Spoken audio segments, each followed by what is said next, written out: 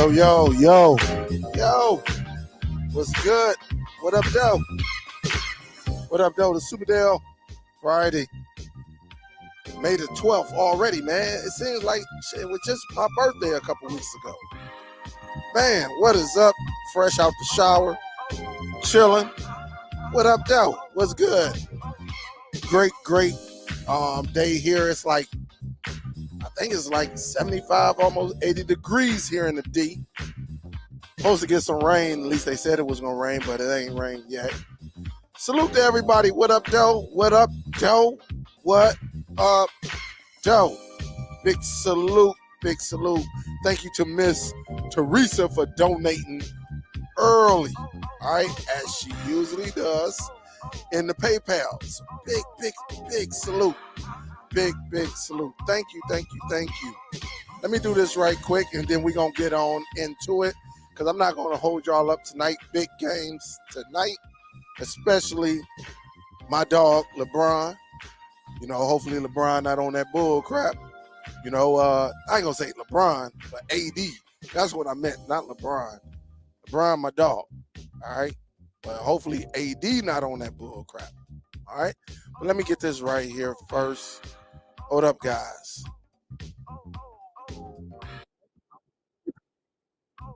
All right, there we go. I forgot to turn it on right here. So what is good? If you want to donate, there it is. The link is down there. If you want to learn how to start your own media library, it's been boosting as of late. I even did some calls this week. I think I did 3. I did 3. I think I had a couple more that's lingering in the background. I don't know if I'm going to get to them tonight or even tomorrow. I don't know.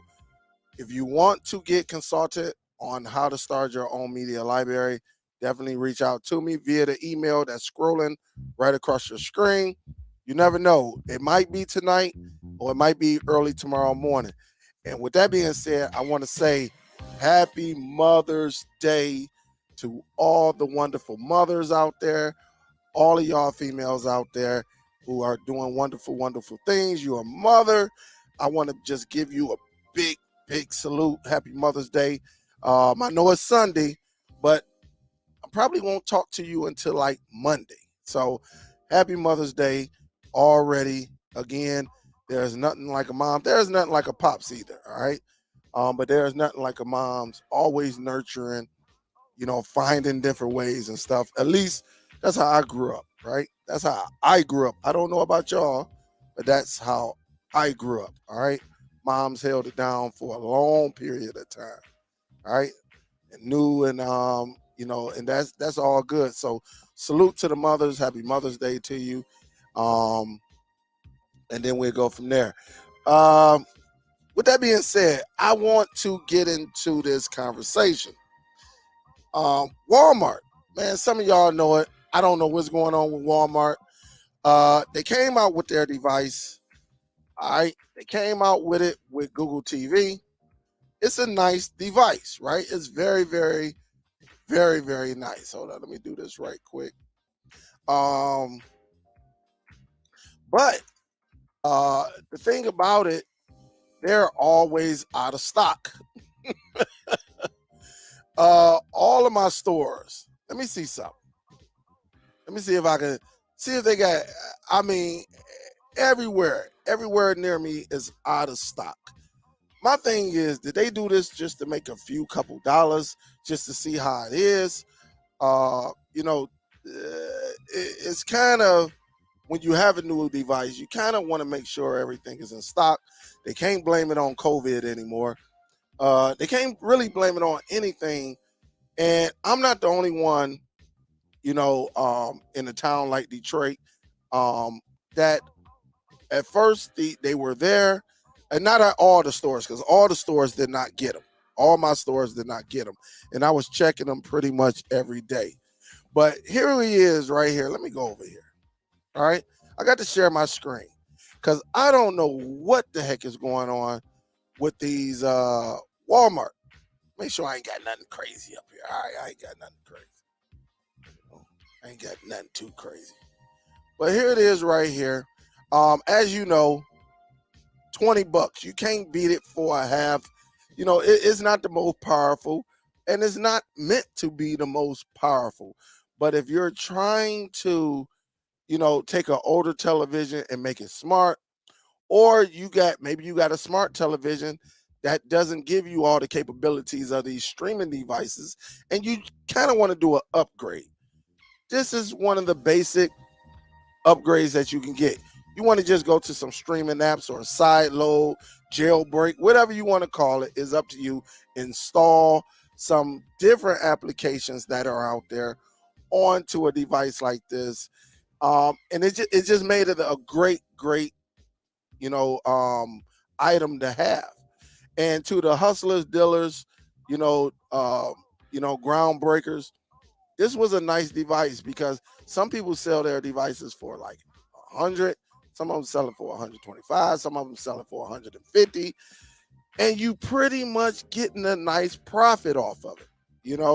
And some people set them up nice and neat using these third-party applications and things like that, and they make a nice to spend $20 and invest like $5 in it, or to invest $10 coming with your time and everything, right? So that's $30, and you might sell it for like 120, 30, whatever you selling it for, or 100. That's 70. All right, that's 70 bucks that you done made spending $30. And so if you do 70 times 5, 70 times 5 of these per week, all right, you can make a nice chunk of change. 350 by 4, y'all do the math. I don't know, $1,300, $1,400. Y'all do the math. I'm not going to do it right now, but you just see, if you sit and say, man, if I can sell at least 5 of these a week within 7 days, I'll be good to go. And so, I don't know if Walmart just had limited ones. I don't know, but I do know that they're not, they are missing. And again, if you buy in store, all right, all of the supermarkets are out. Now, there's one that they say is available at the store. I went to the store. I went in, asked the guy, scanned it. He said, no, we don't have any. And I say, well, shoot, I'm looking at y'all. I'm looking at the website. It says they're available here. He said, yeah, that must be a mistake. So, and again, all good, but they won't let you do anything with it. It's crazy. But it is a nice device. That's why when they do restock, hopefully you have some money put away where you can grab 6, 7 of them, 8 of them. Just take them all and then go from there. Just take them all if you can, but when you sell them, reinvest in yourself, So when you make that $70 in profit, reinvest, reinvest. Just put that money right back in, or put that 70 aside, take that other money, put it in your gas tank, go and pick you up some. It's as simple as that. But I don't know what's going on. To me, it's like a money grab. I'm not going to even lie. Let's get these out here. Let's see how these go. I just can't believe that Walmart, out of all of these stores, is having this type of issue. This is, a nice little starter. It's a nice little device. The only problem I had with it, as I done on my live, is it take about 20, 25 minutes for all the updates to go through before you can actually, get in it and start setting the device up. All right. So again, I think it was kind of like a money grab. I don't know. It just seemed kind of strange to me that all of these places are out. I don't know about y'all, but I know here they were pretty much out. So hopefully you're having a better experience than me. I don't know, man. This tag in my back, so this on this shirt, is messing with me. Now, I do want to show y'all something. I was supposed to show this the last show, but I want to show it to you now. All right. for anyone that has IPTV, Eyebrow Peterson television, you know what it is. I tried this on the NVIDIA Shield, it crashed. Real tried this on the Fire Stick, it crashed. I have not had the chance to try it on the Chromecast with Google TV. I have not, but I did try it on this device, the Walmart on streaming device, all right, with Google TV. All right, there is an application. All right, let me do this. I have mine, and look, all of my devices are hardwired, all right, including the on box. All right, I got it hardwired. I can go Wi-Fi, but me, when it comes to me streaming inside of my home, I always hardwire my devices. Again, if you want to learn this, let me know. That's all you have to use is a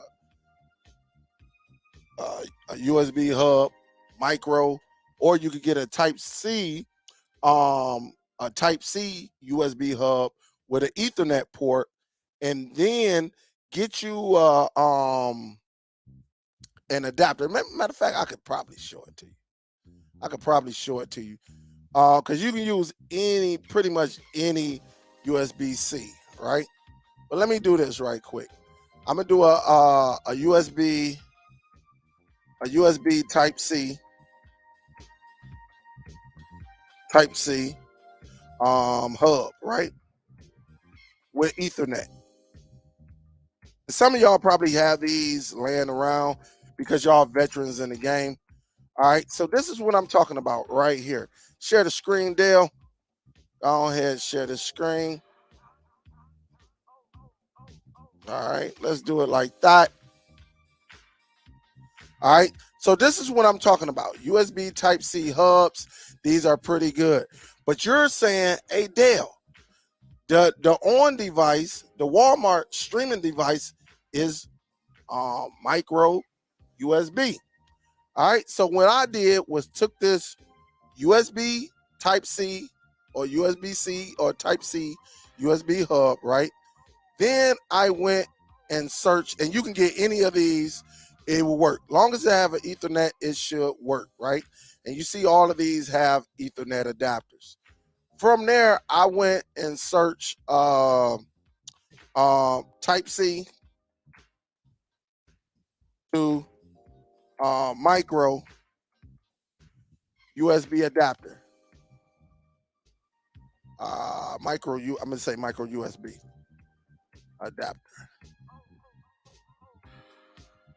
Here it is right here. All right, so you see it. I can click on it. I can get a closer view. Let me go down some, because they might have some larger pictures. Here they go right here. So it's a Type C, but it goes micro. All right, and it will go, and it works. All right, it works. It's very, very nice, and it just works. All right, so you can get a Type C USB hub with Ethernet, and then you can get one of these, unless you just want to get a micro USB hub. That way with Ethernet. The keyword is with Ethernet. All right, but for some of y'all who already have a USB hub, a Type C USB hub, then what you have to do, just go and get you the adapter. Get you a USB-C to micro USB adapter. They come in 4 packs, $7. All right, $7. You can get all different colors too. All right, so and then that way you ain't got to go out and spend an extra, $20 or $15 to $20. All right, but let's get to this. All right, because that's what I use. My on device is on Ethernet, so that means I'm hardwired. I really don't like Wi-Fi when it comes to my streaming. Now, this is what I've done. All right, let me turn this music down. This is what I've done. A lot of times, if you're using these devices, again, I have not tried it on the Chromecast with Google TV. I have not tried it. I only tried it on this device only. that still has Google TV. So it could be something with Google TV. I'm not for sure. But a lot of times when I watch my locals on IPTV, I want to watch the local news because you can go to any network. Really, when you got these shows on here, you can go to any network and pretty much watch the same thing that's coming on your local channels. But me, I love to watch my news. And this great application allows you to do that. I'm about to show you right now. Let me hit the home button and let me go up here and let me see. Let me do this. Is this it? Yeah, this is it.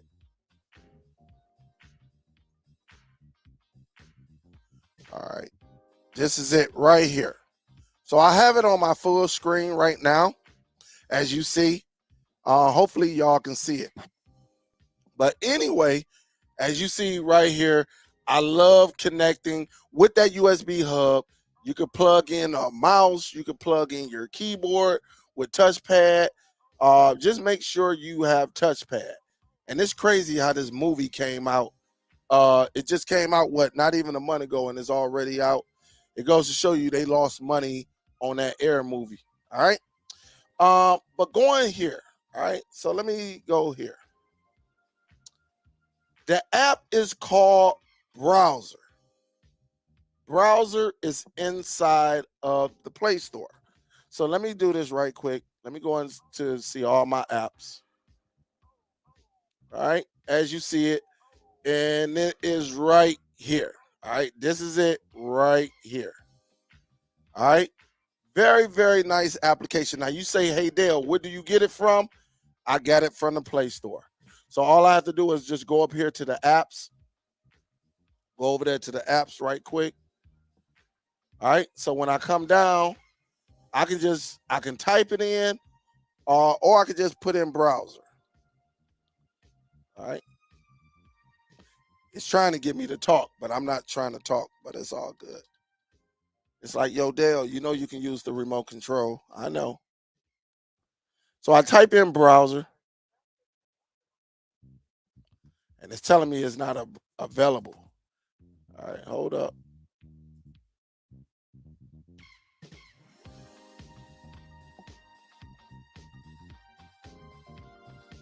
All right, hold up. Hold up.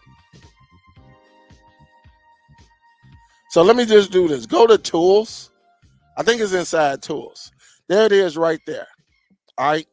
Sometimes because there's so many browsers on here, if you don't want to type in browser, just go to your apps, go to the app selection, and then just go to app categories and then go down to tools. All right. You can do that and just scroll on over till you see this application called browser. All right. It's pretty nice. All you have to do is click on it. All right. Now, you might say, well, Dale, I can use any type of browser, and that's fine and dandy. You can do what you want to do. Really, that's your personal choice. But in my case, this one allows you to go incognito, look up here. So if you don't want no history, you can just click incognito. You can go to some of your favorite browsers, as you see down here with TikTok, all of this. You see Google, you see YouTube, you see Play Store. You can sign in all of these applications that or browsers and stuff like that. You can do it. Now, if you go down, you notice I got Fox 2. This is Fox 2 Detroit. As you see down here, let me get my little cursor. You see where it says most visited? Google Play. As you see right here, I got Fox 2 Detroit. I got CBS, which is all right. You know, it's all good. Channel 7 and Channel 4. All right. So you see, I was on here trying out some things. All right. And it's telling me everything right here. All right. It's telling me everything that I can use right here. One thing about it, when I did use this application, I went up here to the Google, this part right here. I just selected Google. All right. And what I did, I went over here to the search bar and I just typed Fox 2 Detroit. You notice something? I'm not getting any ads because if you look up here, it automatically blocks the ads. You see this up here? It's an ad blocker. All right. And so all I did was go to watch live. Even though I know the news is not live, this can be a great backup that you can put on these devices, such as the on device, that will get you by. All right. This will get you by. So if any of your peoples, all right, let me pause that. You see, it starts right up. It starts right up. It's ready to go. And again, I am not on Wi-Fi because Wi-Fi is a little tricky and all of that. And I just believe the best way to stream is hardwired. That's just my personal opinion because I don't have any interferences. I'm getting it directly from the hardware. And so with that being said, I went up here, right? And all I did, I can start it and it starts right up, right? When your news is live, it starts right in, all right? And all I did was go up in here and save it to my favorites. All right. This is a great backup because I know a lot of us have IPTV or eyebrow Peterson television. And a lot of times we want to watch our local news. Like I'm in Detroit. I don't want to watch New York news.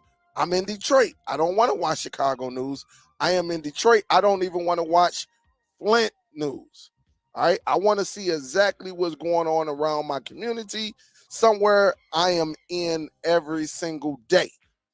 I don't want to watch any Cleveland or Las Vegas or anything like that. I want to keep tabs on mine. All right. What's around in my community. Okay. This is one of the best. Man, listen, I worked this. I can't remember when it was me, Real, and I think LJ. And I say, Real, uh, you got your stick up? She was like, yeah, I got it. But it kept crashing on the Fire Stick. So I went to the NVIDIA Shield on my end. The NVIDIA Shield kept crashing. So I said, man, let me try it on here. And it works, and it works very, very well. And again, that's all I want to use this as a backup. I can always go on here and just click on anything. But when they are live, I want to be able to see the live, my community. So for y'all who stay in Florida, South Carolina, North Carolina, and you using these on devices, you might want to preset these devices up. That way, you in New York, maybe you're in Boston area, maybe you're in California. This is a nice little piece of equipment that works on Google TV, at least the on Google TV. So we're all over. You're in Chicago, maybe you're in Arizona, maybe you're in Texas, maybe you're even in Seattle, Idaho, and you just want to watch your main ones, your main local news when your eyebrow Peterson is messing up. You can actually set this up. And I'm going to show you what I've done. All right. So I went to Fox, NBC, and my ABC. Our CBS here is not as good, as far as the local. So I just went up here, I clicked the favorites, right? And when I'm done with it, I could just go up here to these little three dots, and I can look at my bookmarks. And as you see, I have 3 bookmarks. When you save them, as you see that star up there, check this out. Oh yeah, let me click on them. And here it is right here. Each one of these are my lives. All right. Now, again, I'm on Fox, but I'm going to go to channel 4. And then I want you to pay attention to the ads. You notice I'm not getting any ads. Let me click on channel 4. And it's click on Detroit.com. And again, What it's doing, as you see, is blocking the ad. Everything that's coming across, it's going to block. And then it's going to release. All right. It's definitely going to release. And then you can go from there. And so if it's a live telecast, I can sit back and just watch my live telecast. And as you see right here, if it the ad wants to show, but it's blocking it, and I love that about this feature. Again, you can let me go up here again. Let me select this one. Let me go into my bookmarks. Let me select this and let me go to channel 7. All right, this is ABC. And you will see that it's switching over and it's starting to block 24 ads and it's going right in. It's going right in. So let me pause that. And the picture is beautiful. Listen, after about good 2-3 seconds, it might look a little fuzzy and it will kick in. And the thing about it, you can go full screen. All right, so you can go full screen if you want. All right, that's up to you. All right, that will be up to you if you want to. All right, but other than that, this is pretty much what I do. You can get to your bookmarks here. It doesn't matter. It's pretty simple. All right, it's pretty simple. And again, it's telling you the live schedule on channel 7. And again, let me pause this and this is something that I set up on all my on devices. All right, this is something I set up. It is pretty. It's pretty solid. All right, it's pretty solid. Again, everybody's streaming, everybody's using these devices, so you might as well just use the application and go from there. We are in a technology world.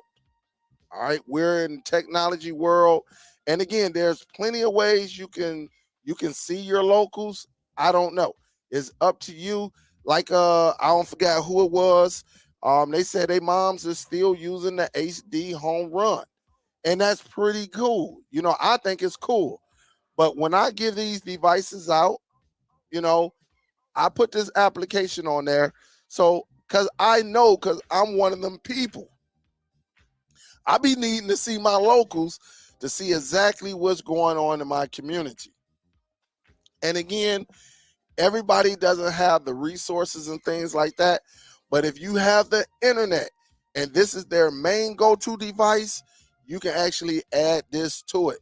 But again, I don't know if this works. Well, it doesn't work. It crashes on the NVIDIA Shield and it crashes on the Fire Stick.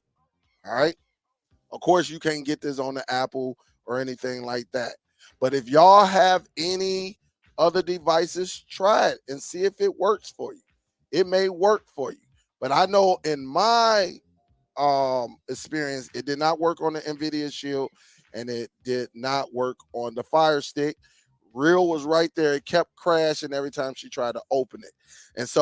And it's not inside the Google Play Store on the NVIDIA Shield, and is not inside the App Store on the Amazon Fire streaming devices.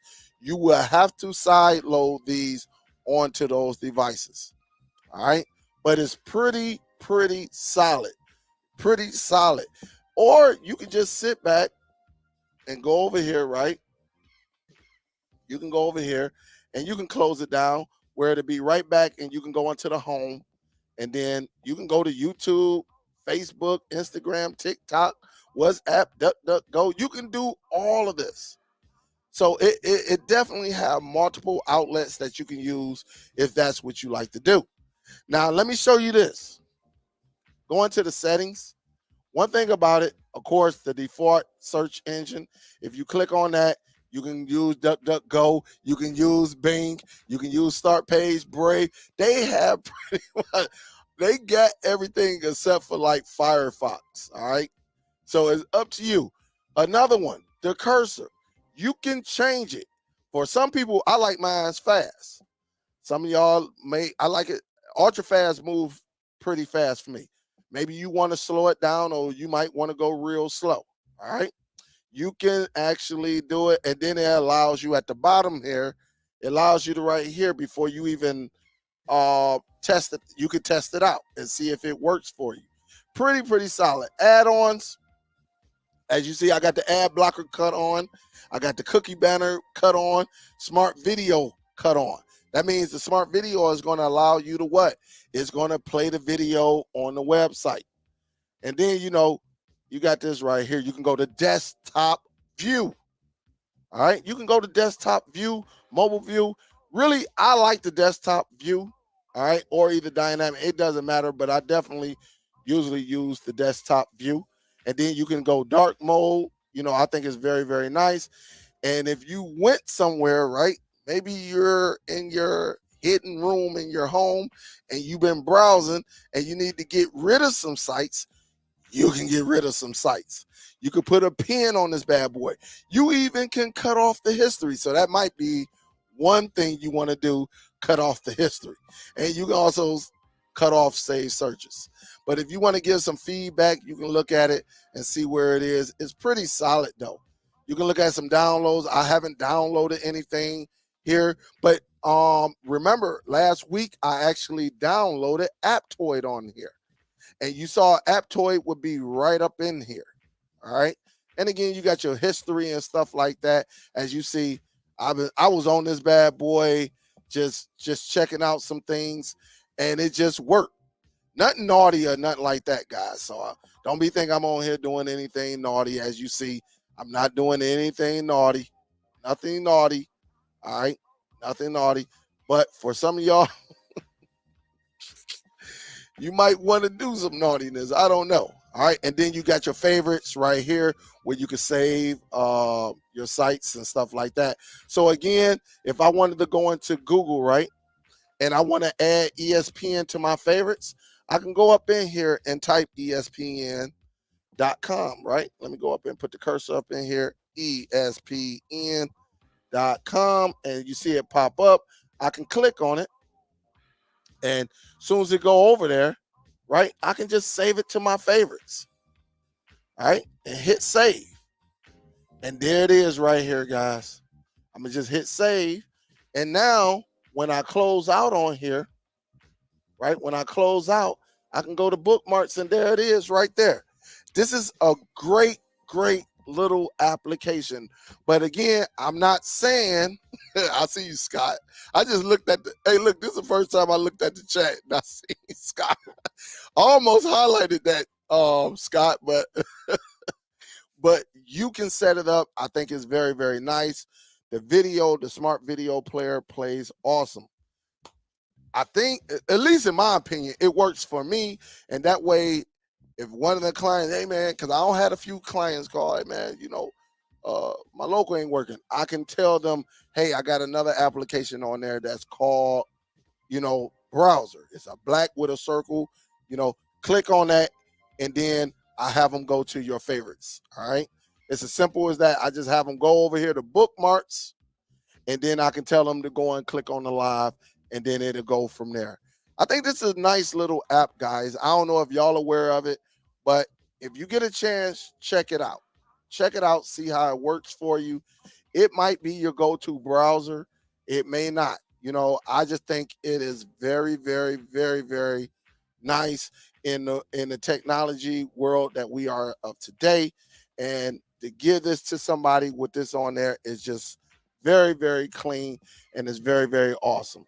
And so me personally, I can just move, like I can take this and move it. And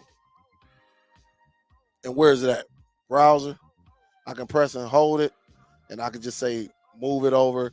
I'll probably move this over to like right here or something. Some of y'all may move it right here, and it's pretty cool, But for right now, I'll probably leave it like somewhere back here or somewhere, at least in my opinion.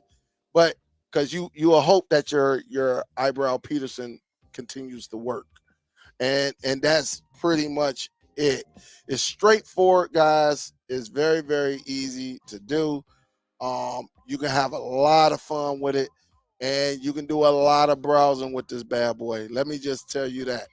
And it's just nice to have, just to be on here and just, not worry about a bunch of ads. Again, everybody know ESPN is ad driven.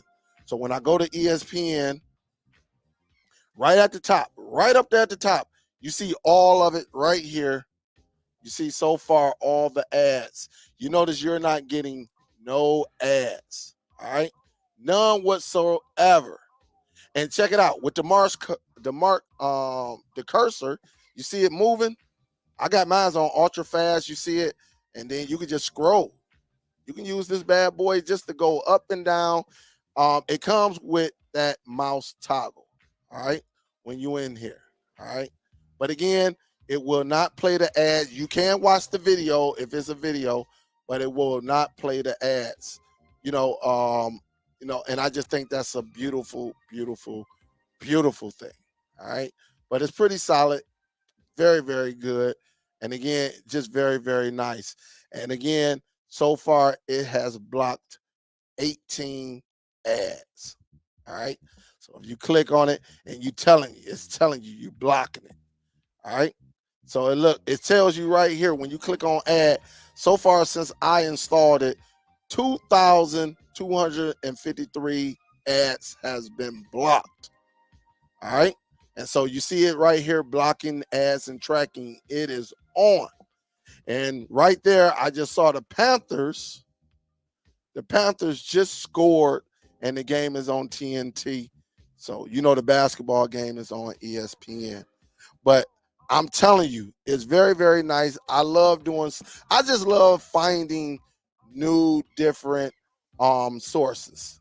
That's just me. All right. That is me. And again, everybody can do their own thing. I'm just giving you a resource that you can use, and it might just help you out, and get you going. So again, hopefully y'all like that. If you have any questions, you can ask them now and then go from there. All right. But salute to everybody, man. Salute, salute. I really wanted to get that out there. That way you know exactly what it is. And you can possibly add this to your already setup. It's very, very nice. It's very, very nice. So hopefully when Walmart restock, again, I'm gonna have to try it on this. I think I want to do a dedicated video on this.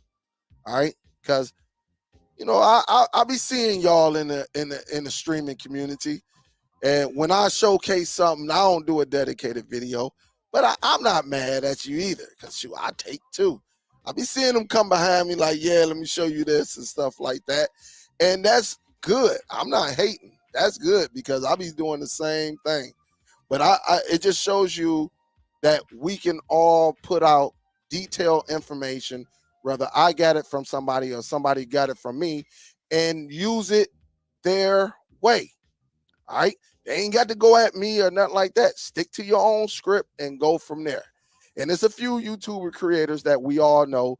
And, when we show certain things, a few days later, they'll be like, oh, shoot, dang, that is nice. I can do that and make a dedicated video. And there's nothing wrong with it. Salute to y'all. Let's get the information out to the people. And we ain't got to go at each other. And you just take the information and make it work for you. That's what this whole thing is about, is getting that information out there. That way you be successful. All right. That way you be successful and not have to go and do all the homework. We can kind of like cut, corners doing this. So again, however way you get your locals, that's up to you. But this is another source, another backup. All right. This is another backup. And again, there are plenty of ways you can get your locals. But, I think this is a nice one right here because I can use the browser. I can save some things. And it's one device, right? It's just one device. One device. I ain't got to get the remote and switch no other source or nothing like that. It's one device and it's there. And again, it looks very, very solid, But again, I hardwire mines. You may go another way with yours. Some of y'all gonna use Wi-Fi, and that's cool too. I'm just saying, in my experience, this is me.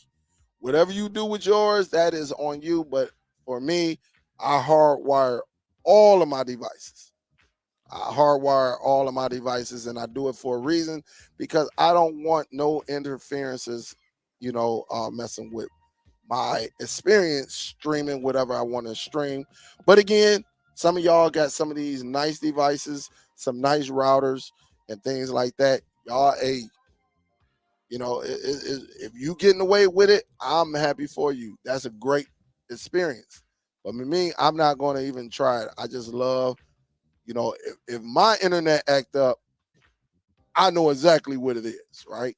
It's either my device or the source. All right.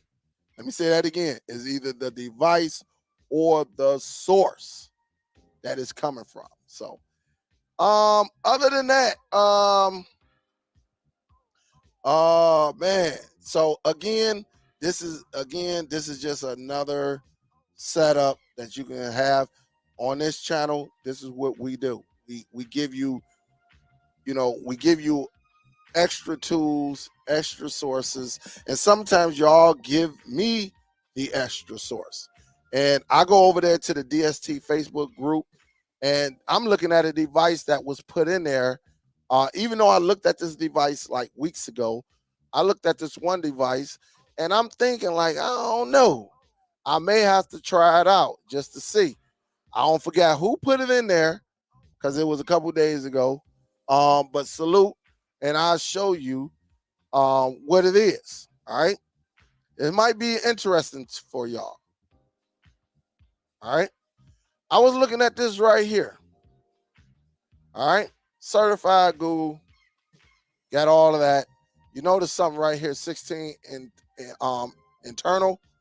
But I was looking at this right here. I'm like, I don't know. I might have to check this out. I might have to check this out. Chromecast with Google TV. I might have to check this out. Now, again, I know it. Some of y'all are going to say, what?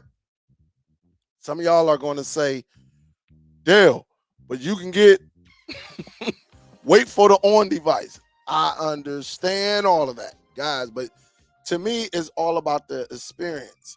Can I get my hands on it? Because I can pay $50 and still make a profit off of it.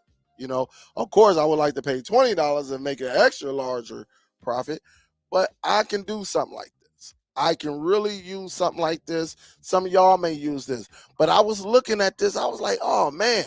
But what caught my eye was the 16 gigs of internal storage. Now, I don't like that what they tried to do right here. I don't like that they tried to put it up against the regular Amazon Fire Stick. They should have put it up against the Fire Stick 4K. And then a lot of this stuff right here. Now, of course, the Fire Stick is not on Android 11. Of course, it may not have Chromecast built in, but you can cast to it. It may not have the Google Play Store, but it got its own app store, very, very similar.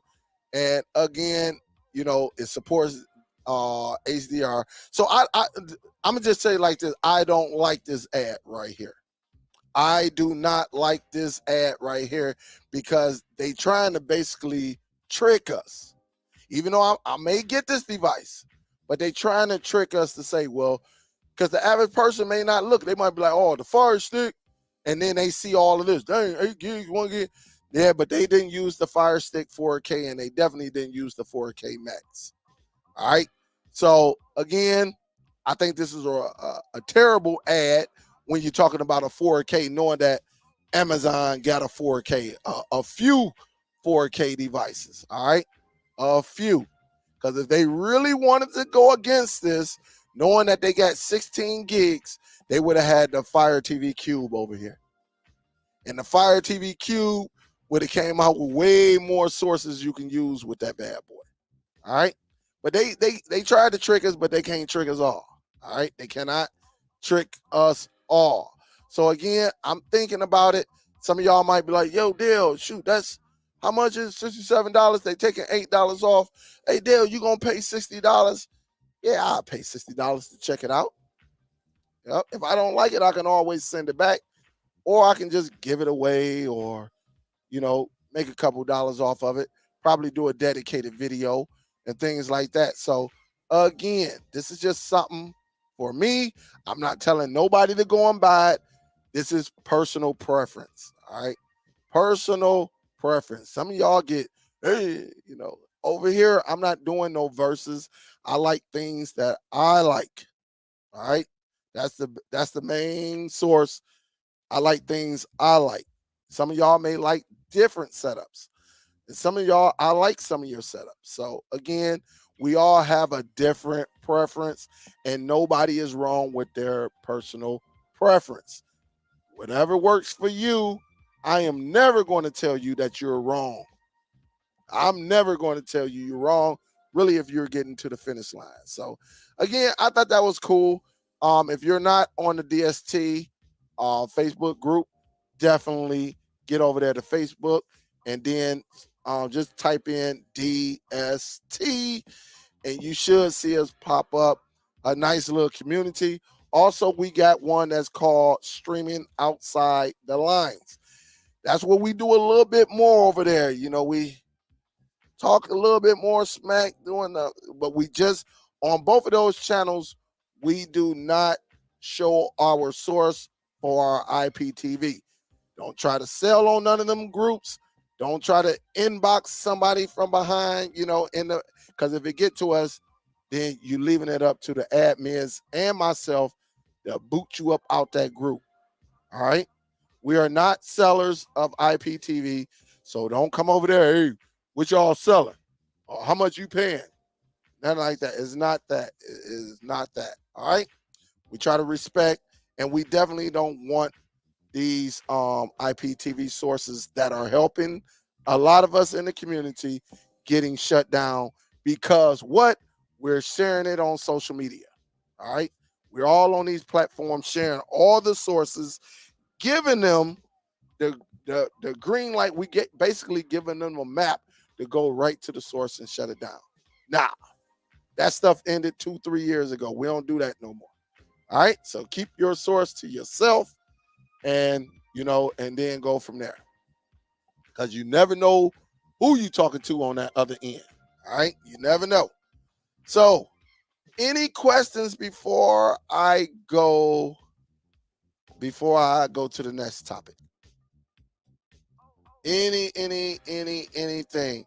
And again, we talked about Walmart running out of the on streaming devices, running Google TV, not the old ones that's running Android, but running Google TV.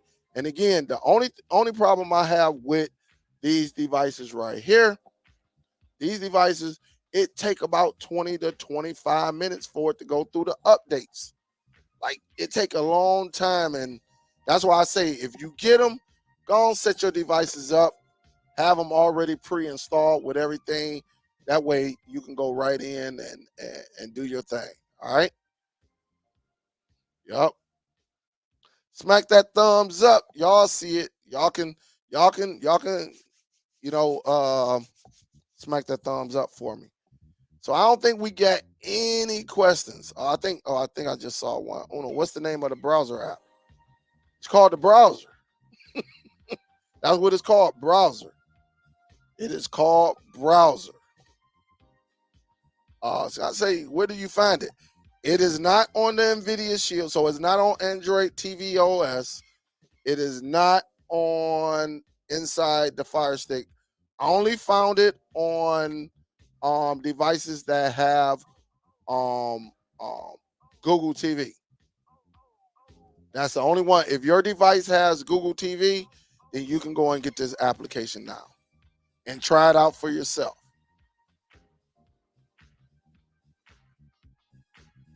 Stretch say, yo, my Walmart in Highland Park, man. Hey, look, we got a Highland Park too, Highland Park, Michigan, which is like 15 minutes. Man, I was about to be like, what? Highland Park? I was getting ready to come your way, but you going, you west, you out there in Illinois. But my Walmart in Highland Park, Illinois had a gang of them. I'm going tomorrow to get a few more. That's what's up. Hopefully they start bringing them east. East. The Achinator say, yo, um, um, just installed it. You say it's on the NVIDIA? Oh, it is on there? It wasn't on there last week. It was not on there. So if it's on the NVIDIA Shield, and I got my NVIDIA Shield, it was crash. I side loaded the app on there and it was crashing. It kept crashing. So don't forget to smack that thumbs up. Now I'm gonna bring my guest up. I'm about to put the link out there. Bring the guest up. Because I got a email saying, can he show that the hashtag and to get all the sources on the Zadu devices? Again, I love helping my people. You know, when we're trying to become a professional, an educator, you know, a promoter of some of these devices and some of these sources, applications, and something like, you know, things like that. You know, I always like to get the person who actually bought it out, you know, and give them the credit for showing this. So I'm gonna drop this link for Brandon if you want to come up. So Brandon is going. Oh, you say works fine now? Okay, that's what's up. That is what's up. Finally, because last week that bad boy was crashing. So maybe they did some update or something like that. But we just got confirmation that the browser app is on the NVIDIA Shield and is not crashing. Hey, if somebody can test it out, see how it works, and that way maybe you can come up or even in the chat just say if it's a great experience. Because I'm about to send this link out to Brandon so he can go over how to rip a full 4K. He said he was gonna rip a full 4K and show you step by step on how to get these special features on the Zadu. So if you got a Zadu device, it's cool. Brandon, he like all the sources. He like them all. I'm a guy. I'm good with just the movie and go from there. Brandon like the behind the scenes, which hey, I think is pretty awesome to tell you the truth. Some people have a different perspective than yours, but you do have some people who like to watch that behind the scenes, one of the stunts and stuff like that. So again, we're going to do this right now. Hopefully he's out there. I think he is. I think I saw him earlier and then go from there. Dub Q say on devices you have to get delivered to you from Walmart. This will be the new norm.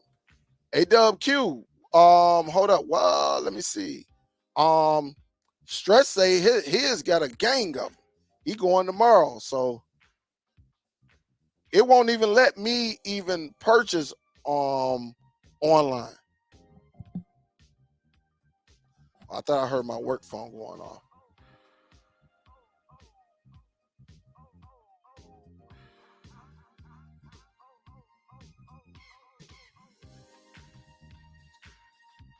What up, though, Nate? They say I keep hearing people talking about how long it takes for the update on the on devices.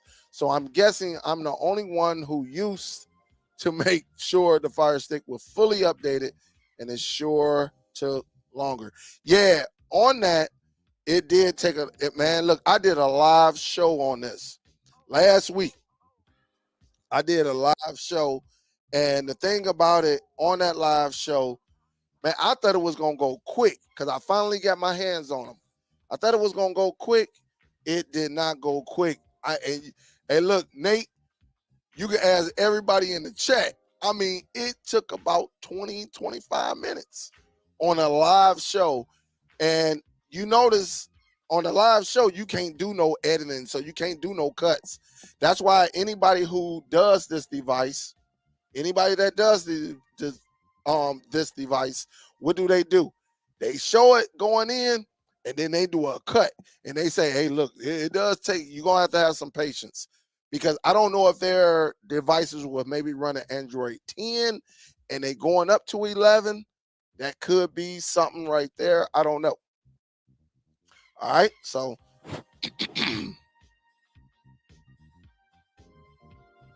all right. So Brandon is in the background. What up, though, Brandon? How you doing? I'm good. How are you? I'm good. I'm good. So yeah. So Brandon again is going to show because we did get that email. Well, I got that email last week asking a special request for Brandon to do the full setup. After he rip it, and he can show a screen, and then do the full setup on how he add the hashtags and all of that. So Brandon, the floor is yours. Cool, cool, cool. All right. Let me go ahead and share my screen. We'll do the whole screen. Allow. Is everything showing up? Yeah, everything is showing up now. Yes. All right. So, first thing that everyone is going to need before you start ripping stuff is a drive. Uh, if you're ripping 4Ks, of course, you need a drive that can recognize 4K discs. So, the one I would personally recommend is probably this one because it's super simple. There's no kind of software you need. You just plug it into pretty much any computer, and any kind of software that can read Blu-ray discs will just read it. My personal drive is this one. Um, just because Pioneer drives are better for error correcting. So, like, if you have a small scratch on a disk or something like that, a lot of the LG drives will refuse to read it, but the Pioneer drives um, will be able to read through errors and corrects them. Okay. So I'm not saying go out and spend almost double the price, but I like to make sure that all of my discs are read reliably. So after you get your drive, then you're going to need, of course, your software, which is MakeMKV. And that drive that you showed that does 4K Uh-huh. as well, right? Yep, both of them do. So let me go back to it. Yeah, because somebody will come back and email, hey Dale, does it do 4K? Yep, So this one for sure does 4K. You can tell because on the top there's actually the Ultra HD Blu-ray logo on top of it. So okay. it can read this specific drive right here. It can read CDs, DVDs, regular Blu-rays, and 4K Blu-rays. So it can read pretty much every disc you can put in it. Okay, now hold that. And so Oh, everybody, you see the okay. model, you see the model right there, BP60 Nancy Bravo 10. So that's the model number right there you're looking for. All right, so that way you see it right there. You hey Dale, what it's a bunch of LGs. There go the model right there, BP60NB10. All right, go to the next one. That would be there we go. This is one that you would get if you want something that's a bit more reliable. And a lot of the people that have these drives say that they've lasted longer for them than the LG drives. And again, there go the model up there, guys. BDR XS07 UHD. All right, And so they, just oh, make go sure ahead. Sorry. no, just make sure you're paying attention to that model. All right, so make sure y'all get that. Um, Yeah, never Before you mind. go forward, he said, Uh, "Does it work on Max?" That's from Oliver. Does this work on Max? yes. The I remember that the newest LG drive, so the one that I just showed you, had issues on the newest version of Mac OS, which is what, like 15. Monterey or something. But they fixed it. Apple updated the newest version of Mac OS, so now it works with both of the drives that I showed you. All right, cool. And hey, Brandon, every now and then I may cut in if I see somebody because I know you about to do your thing. If I see somebody ask a question why what you're on, I just cut in and then you can continue, and then go from there. Oh no, you're all good because it makes it easier for me because I can't see the chat while I'm doing this. So yeah, that'd be good. All right, cool. And Oliver said, "Cool." So just make sure if you're on a Mac, make sure you're on the latest update because I remember with the specific LG drive, some people were having issues with the Mac not recognizing it. But I know for a fact that Apple sent out an update to all of the Macs, and now they work perfectly fine. So just make sure everything's updated. All right, cool. All right, now after you get your drive, of course, you need your software. So the software I use is MakeMKV. I've talked about it a lot before. It is, I would say, the most popular software that people use for ripping Blu-ray discs, and it also works for DVDs. So if you need to download it, you just go to makemkv.com, and then they have a big green download button right here. This is for Windows. On Mac, it's right here. So you would just click. Let me go back to the main website. If you need it for Mac, you would just go to download right here, and then there it is for Mac. And it should work on every Mac. Let me double check.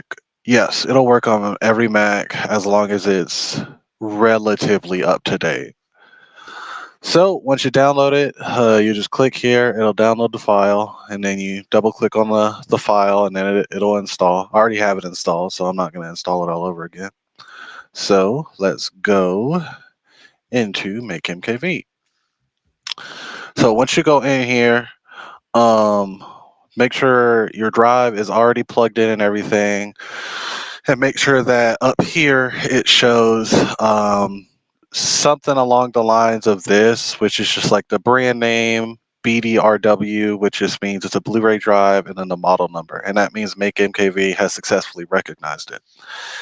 Now, if you get a message that says something like your version of MakeMKV is too old, or the license is invalid, I've seen a lot of people have this issue.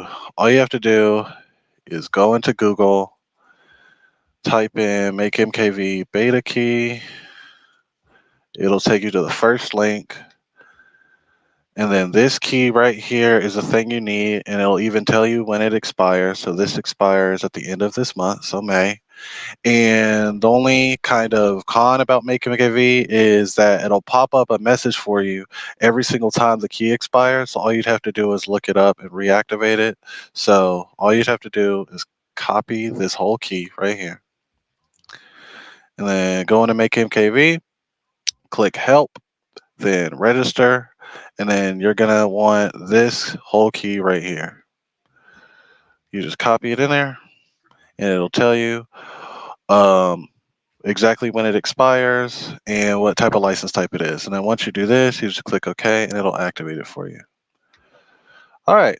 So now let's put our disc in. So the first thing I'm gonna show you guys is a regular movie that's on a 4K disc, and most, if not every 4K disc I've ever seen, also comes with a Blu-ray. So I'll show you the exact movie that I'm doing. Let me stop my screen. So the exact movie that I'm doing is Luca. It's just a Disney movie, and most, if not every Disney movie, comes with 4K, which is right here, and a regular Blu-ray, which is right here. And as I've said before, most movies that come on 4K do not put their special features on the 4K discs. They put them on the Blu-ray discs. So if you're doing what I do, which is completely backing up the disc, you would have to back up the 4K and then back up the whole Blu-ray. So let me go back into MakeMKV and show you what everything looks like once you put a disc in. Let's go back in there. All right, now we're in MakeMKV. Now all you need to do is, before you put the disc in, look at it and make sure that there's no dust or fingerprints or anything on it, because if there are, then that could mean that MakeMKV will give you an error, and then you'll have to do it all over again. So get like a microfiber cloth and some sort of spray. I use rubbing alcohol. You can just use a damp rag, but make sure there's no dust or fingerprints on there. And then once you put the disc in, you'll see a little animation, and that just means MakeMKV is loading the disc. Just wait for it to recognize it.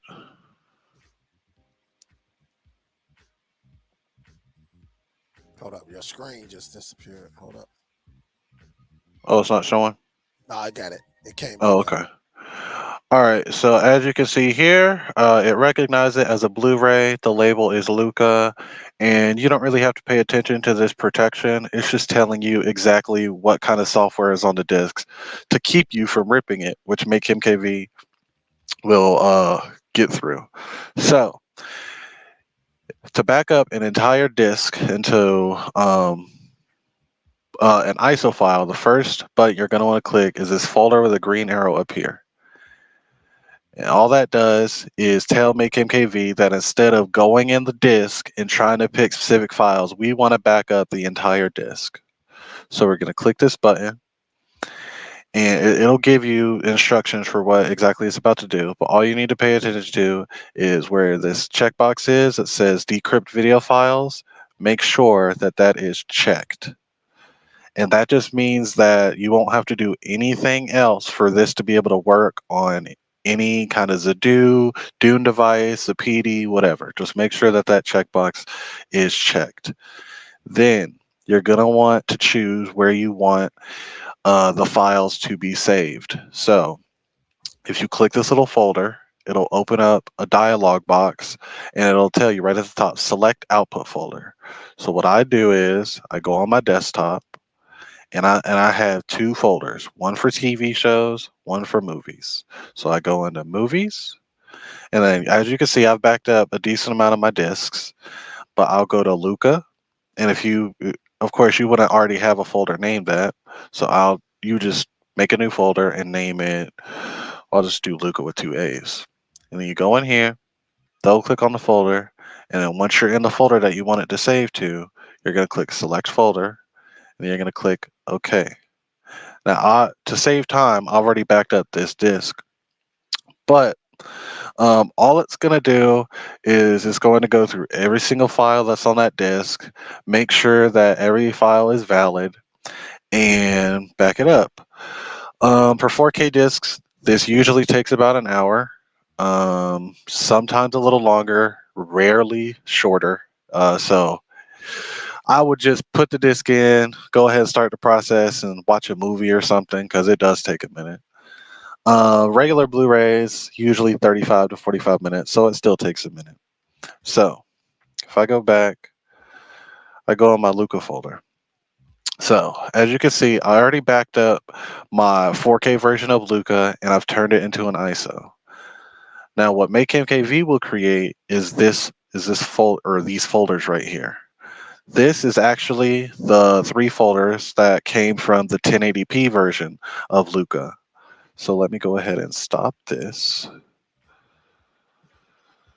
All right, so MakeMKV is going to spit out these three folders. BDMV is the raw disk data itself. So everything like the video and the audio, things like that, is in this BDMV folder. The certificate folder is all the security mechanisms that are on that disk. Now I know that I said in MakeMKV that it defeats all those security options, but I still recommend when you're creating your ISO, which I'm about to show you, you keep this certificate folder in there just in case. I haven't had any issues with it, but I always like to keep everything that's on that disk with the file just in case a certain type of Blu-ray player only works with certain folders. So yeah, this Make MKV folder is just like logs, so it's just Make MKV telling you what it did. So this can be safely deleted. So I go ahead and delete my Make MKV folder. Now, how we're going to turn these two folders into this one ISO file is we're going to use a software called ImageBurn. Now, I believe the website is just imageburn.com. It is. So you're just going to go to imageburn.com and then you're going to click download right here. And now it's going to give you a whole lot of mirrors, and all this is different places that are offering the file. I always go to Major Geeks, and that's just because it doesn't give me ads, and this specific website also offers a whole lot more tools. But so you can go to majorgeeks.com, and then click the download now button. Now, for this, this software only works on Windows. On Mac, there is a software on there that's just called Burn, but at the moment I don't have a Mac. But the overall process is pretty similar, so you should still be able to follow along. So once you're in here, you click the big download now button, and you just wait 5 seconds. It'll download, and then of course, it just downloads a regular exe file. You just click on that, go through the install process. That's all you need to do. So now let me open up ImageBurn. Now, this is what it'll look like. It'll give you the 6 big buttons. The button that you're looking for is create image file from files and folders. And this just means create an ISO file from any kind of file or folder that you tell it to put in that file. So once you click here, it'll give you an empty box over here. That's your source, and a smaller empty box that's your destination. Your source is all the files and folders that you want to be within that ISO file. So we're going to go back into our movies folder, go into Luca, and then we're going to take the BDMV folder, and we're going to take the certificate folder, and we're just going to drag and drop them into this box right here. Now that ImageBurn knows what we want in that file, now we need to tell it where we want to store that file. So we're going to click this folder down here, and I usually put the ISO file in the folder that I already made. So Luca, and then right here, it's automatically going to name it the name of the folder. So it wants to name the file Luca, and we want that, but we also want to add the extension .iso. And so all you'd have to do is click down here and type in period ISO. And now you're going to click save. And now ImageBurn knows what we want to put in that file, and it knows where we want to store it. Now we're going to click this big button right here. That's the folder pointing at the disk, and we're going to click it. Now, ImageBurn is going to pop up this confirm volume label window, and all you need to worry about is where it says UDF. Make sure that the name that's inside of this box is the same name as the movie. So if we're doing 21 Jump Street, it would just be 21 Jump Street. If we're doing Luca, it'll just be Luca. Now, this usually automatically happens, and all you'd have to do is click yes, but just verify that the name in here is the name of the movie. We don't want any kind of hashtags yet. We don't want any kind of spaces or anything if they're not already in the movie title. We just want the exact movie title. So after we verify, we're going to click yes. And it's going to say, okay, all of this information, is it correct? And this is what we're trying to do to this file. And it's just telling you what it's about to do. You don't really need to know what any of this means. All you need to do is make sure that this volume label right here is the name of the movie, and that's pretty much it. Now we're going to click OK. And this whole process usually takes anywhere from 15 to 30 seconds for a regular Blu-ray, and anywhere from a minute to a minute and a half for a 4K. Yeah. Hey, B Foster, I'm gonna answer your question after the presentation. I'll answer that question. All right, Brandon. So I'm going to go ahead and let this go through. And like I said, the longest part of ripping a disc is the actual ripping process. So taking what's on the physical disc and putting it into the folder format that Make MKV does, that's the longest process. Pretty much everything else is going to be a lot less time to spend. So after it completes, which it's about to do, then it's going to say operation successfully completed. We're going to click OK, and now we can exit the image burn because we don't need it anymore. Now we're going to go back into our movie folder, back into our Luca folder, and now we have luca.iso right here. So now after we have this, we can go ahead and delete the BDMV and certificate folder, but only delete these after you verify that there is an ISO file that was created. So we're going to go ahead and delete this. And now we can start getting into the hashtags. So now As I said, this is my 4K, this is my 1080p. I usually name these either hashtag 4K or, since I like to be fancy, I'll put 4K Ultra HD Blu ray. And for this one, I'll just put open parentheses, hashtag, and I'll put Blu ray. Just like that. Now, the only thing you need to make sure is that there are no spaces after the closed parentheses right here. Make sure there's not a space like that. You can put a space between the movie title and the hashtag in the parentheses, but just make sure there's no spaces after that. All right. So now, once we have these two ISO files, actually, let me rename this because this also has a special feature. So I'll put Blu-ray and special features.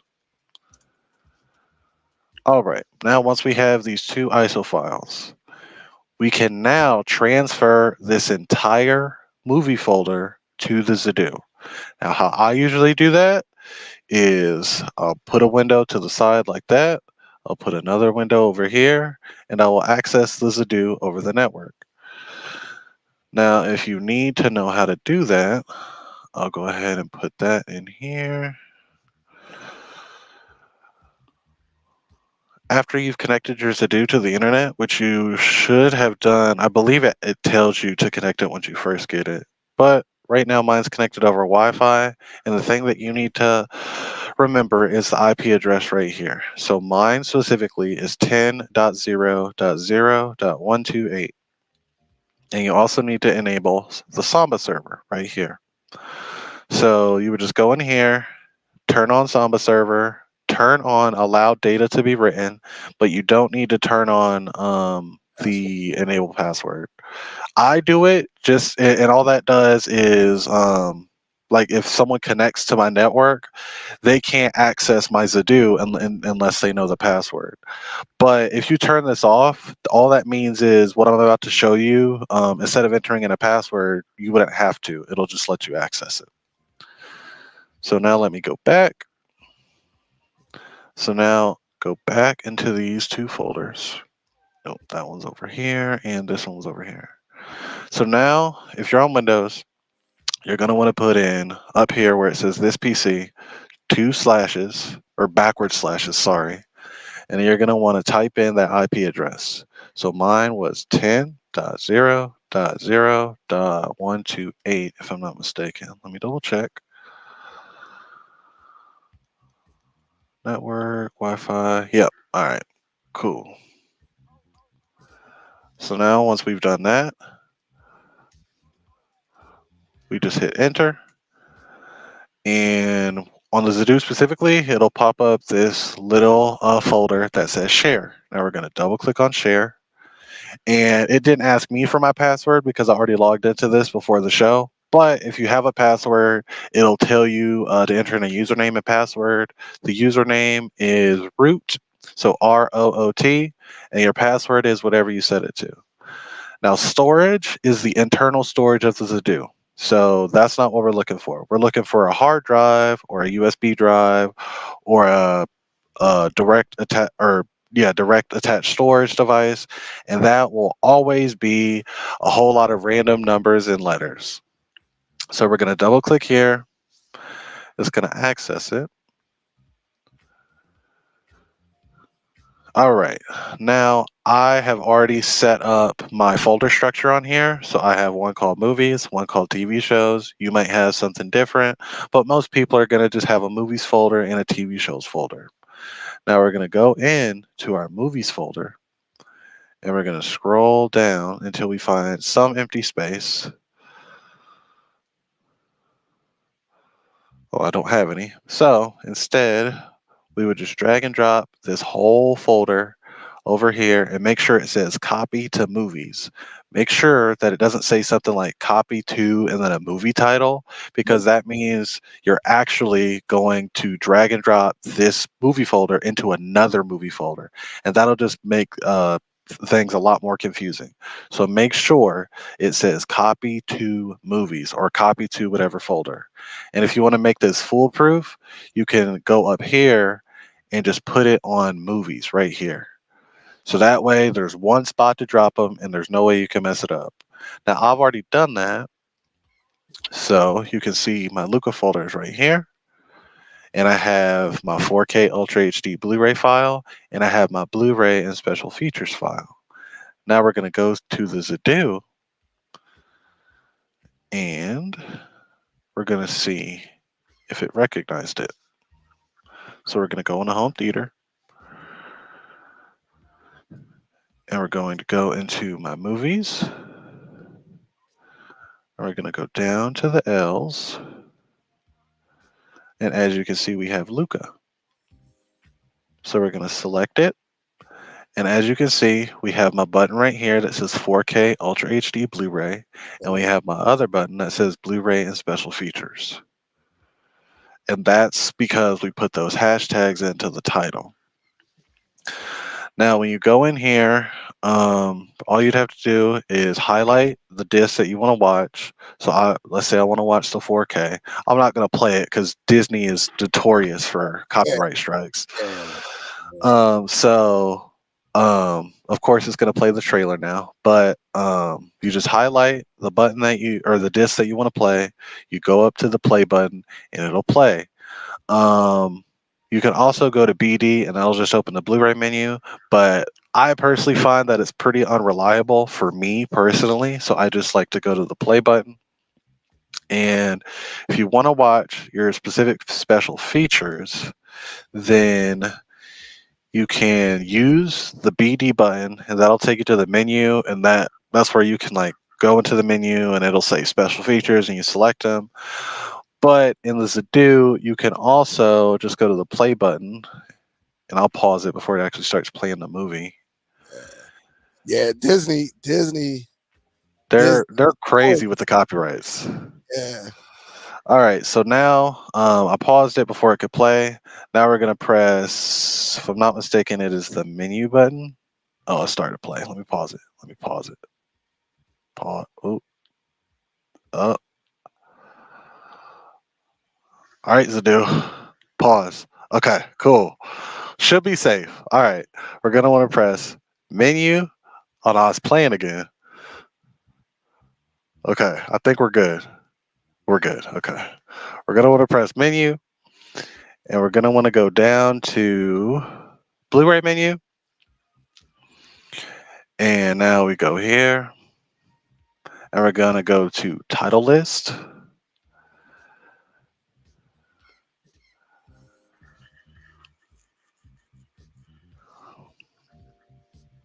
All right, so now the top title is the movie, and you can tell because it's an hour and 35 minutes long, and all the special features, excuse me, will be all the shorter files. So depending on what special features you have on here, excuse me again, you would just select the file, and it would take you directly to those special features. For Disney movies, they usually have additional languages that will just show up like this. But let's say this 4 minute and 39-second file is most likely a special feature. We'll go in here and it'll start playing. Yep.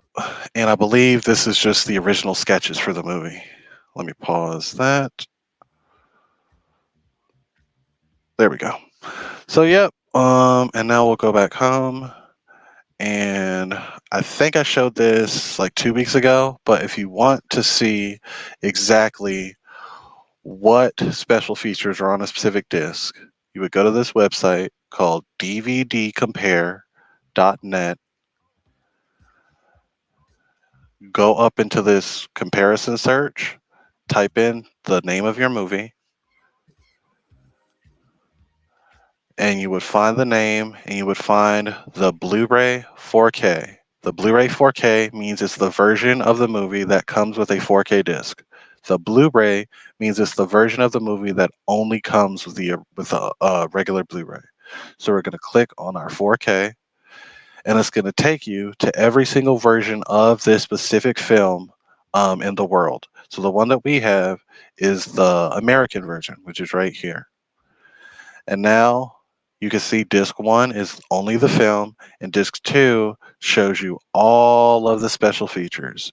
So the one that I specifically played, I believe, was this one right here.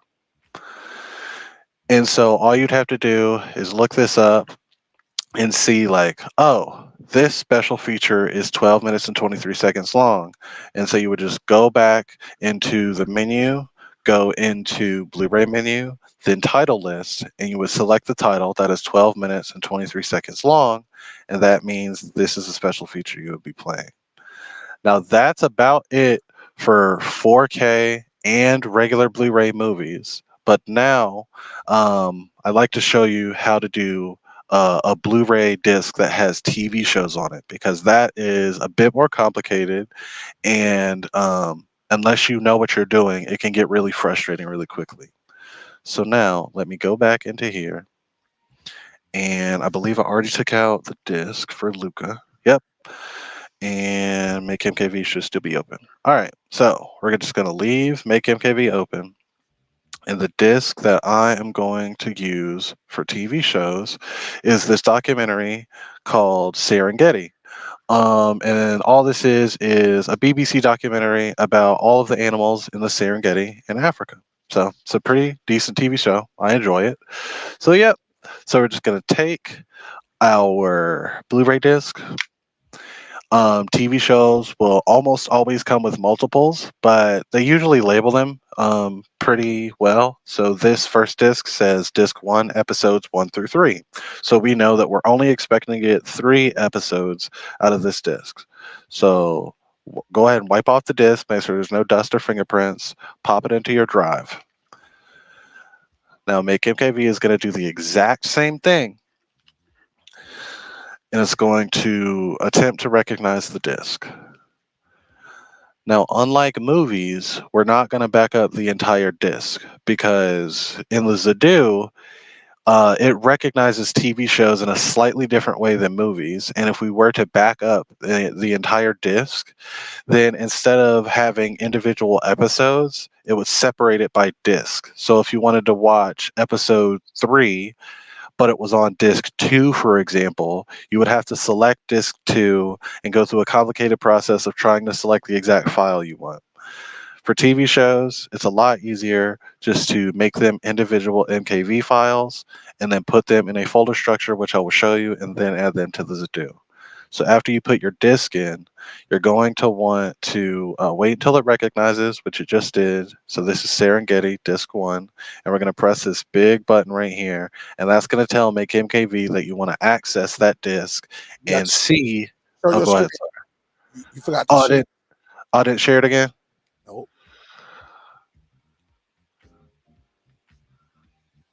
There we go. No. There you go. Let me do it again. Let me do it again. Yeah. I thought I was sharing my screen. Guess I wasn't. All right. So, anyways, Make MKV is still open. Before you put the disc in, make sure to wipe it off. No fingerprints, no dust, and then pop it in. All right. Now it's going to do the exact same thing that it does for movies. We're just going to wait for it to recognize.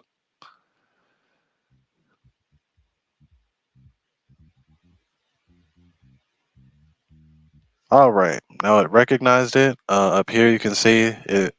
The label is Serengeti Disc 1. That's what we're looking for. And we're going to press this big button right here, so we can tell Make MKV that we want to look at every single individual file that it can recognize on that disk. Now here comes the kind of complicated part, which is, how do you know which file is a specific episode? Because if there's 3 episodes on this disk, how will we differentiate between episode 1 from episode 2 to episode 3? Now, one really quick way to pick the files that you want is that there are going to be some files that are pretty close to the same size. So you can see these three files right here, they're all about 14.5 gigabytes. So you can pretty safely assume that these are three episodes. This right here, that is a 366.8 megabytes, that's probably a special feature. Now, for TV shows, I don't really care that much about special features because it's usually just like behind the scenes type stuff. And for TV shows, I usually just like to watch the specific episodes. But if you care about that, you can go in here and select it. But I'll go ahead and deselect it. Now, here is our really important part. Where this says 43.4 gigabytes, this file is actually all three of these episodes combined into one file. And the majority of TV shows do this. So that way, let's say you just wanted to watch all three episodes back to back to back, and you didn't really care about differentiating between them. Now, even if you want those separate episodes, this file right here is telling us really important information. So I want you to go over here where it says title information and go down to where it says segment map. Now, it doesn't really matter if you know what segment map means. All you need to do is pay attention to these numbers. So it says the segment map is 012. Now, that means when you put it in a Blu-ray drive, this file will tell the Blu-ray drive, hey, I need you to play file 0, and then I need you to play file 1, and then I need you to play file 2.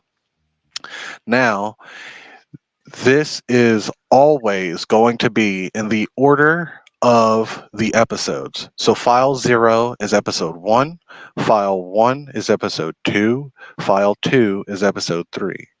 Now, when we go up here, we're going to look at this segment map and go to these individual files. This top file says the segment map is 0. This middle one says segment map 1. This third one says segment map 2. So if we pay attention to this file, that would mean this is episode 1, this is episode 2, and this is episode 3. So that's a really quick way to differentiate between the episodes and make sure that you're naming your episodes accurately. Now, once we do this, we're going to go into this folder icon up here, click on it, and we're going to go to our TV shows folder right here. Now, another important step is that when you are making your TV show folders, you name them the title of the show, and then you can put a period, you can put a dash, you can put an underscore, but you need to put some type of separation between the title and the season. So I always use periods because it's easiest for me to read. But like I said, you can use underscores, dashes, whatever. So you put the title of the show, a period, and then you put your season. So I put season 01. Now, I find it very important to put a 0 before single digit numbers, just in case you have a show that has something like 40 seasons or something. Then the Zadu might get confused if you have like season 1 and then season 11, because it's just two of the same number. So just make sure you put, for single digits, you put a 0 in front of it. So this is Serengeti season 01. Make that folder, open it, and once you see down here, it shows you the accurate folder. You click select folder. Now, once you did this, you select this button over here that says make MKV. I'm going to go ahead and put this folder just on my desktop because I've already extracted these episodes and I wouldn't want to do it again. But once you do this, Make MKV is going to start reading that disk, skip over all the files that you unchecked, and it's only going to extract the specific files that you want. Now, we go back to my desktop, and I'll go into this, which should be my test folder. No, is it this one? No, it's on my desktop. There it is. So, Make MKV extracted these three files right here, and it I just kept it the default naming scheme because I like to rip a lot of stuff at the same time, so I like everything to go by really fast. But all you need to recognize is that MakeMGV will always start out with 0 and it'll go up in increments. So this T00 means it's the first file that MakeMKV extracted. This is the second, this is the third. So now we want to rename these files so that the Zadu can accurately name them or accurately identify them, sorry. So that's another piece of software that I use, which is called Rename My TV Series 2. You can type that into Google. Oopsies, let me get rid of that backslash. All right, let's see what link. All right, it'll just be the top link. So you're going to click on this top link. All right, now we're going to click on this B over here. Actually, no, click the tweaking for all icon, sorry. And then we're going to go in here where it says search articles. We're going to type in rename. Click the search icon. And we're going to want this right here. Rename my TV series 2. I apologize that the link on Google isn't the direct link, but this is how I get to the file I want. So just make sure to file or to follow the exact instructions. So we're going to go in here, rename my TV series 2. Now we're going to scroll down, keep scrolling, and I like to go to the beta releases because they seem to be more reliable for me. So now, if you have a Windows computer, we're going to download the Windows beta. If you have a Mac, we're going to download the Mac beta. And not a lot of people like or have Linux, but if you have Linux, you can download the Linux file. So you click download beta over here for the Windows because I have a Windows computer. It's going to download that exe. And as usual, you double click that exe file, go through the install process, and that's about it.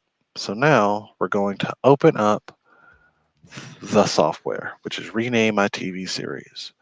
Now it's going to pop up like this. Now, you might think to just search for the TV show and just kind of figure out how the software works on your own. But the really important thing is that you need to edit how it renames files so that it's easier for the Zadu to recognize. So to do that, we're going to click on Settings. Then we're going to click on Renaming Rules. And right here, this will show up as, let me see if I can reset it to default. Yeah, I can. This will show up as this.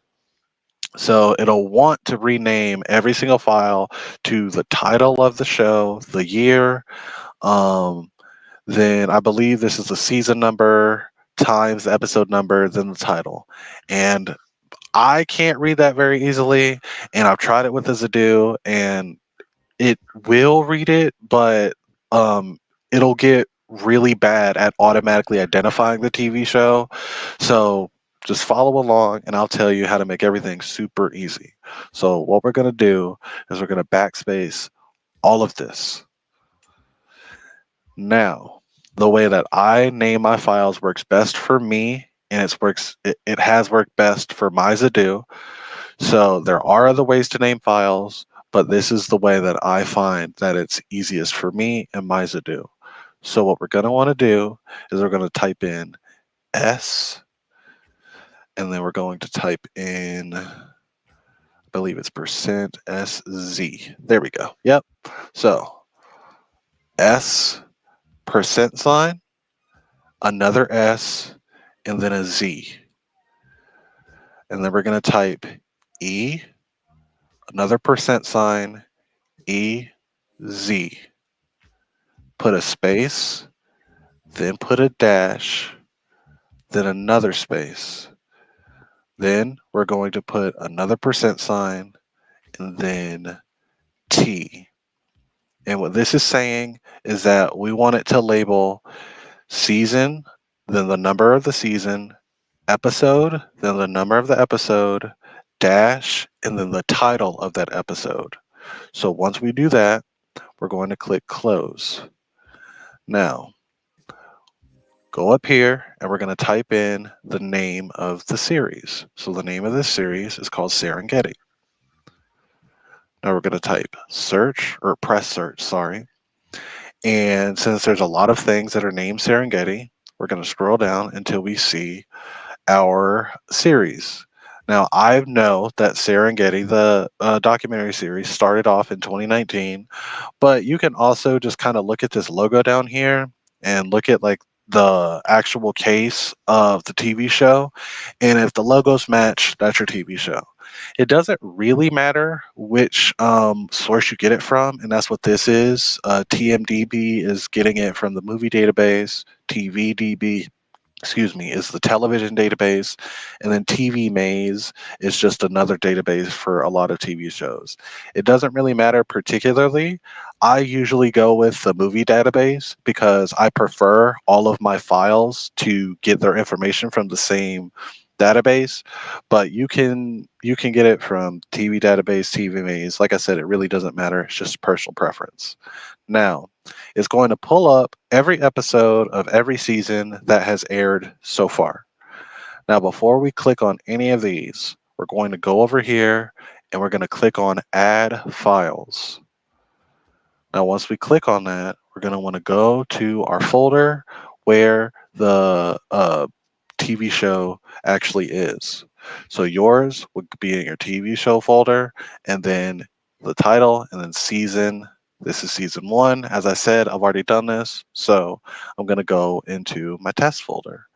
So we're going to take these files that came directly out of MakeMKV, and we're going to click open. It's going to import these files. Now, as we know from MakeMKV, our first file was episode 1, second was episode 2, and the third was episode 3. So now we're going to highlight the first 3 episodes of season 1, and we're going to click add episodes. Now, this makes it really easy to read.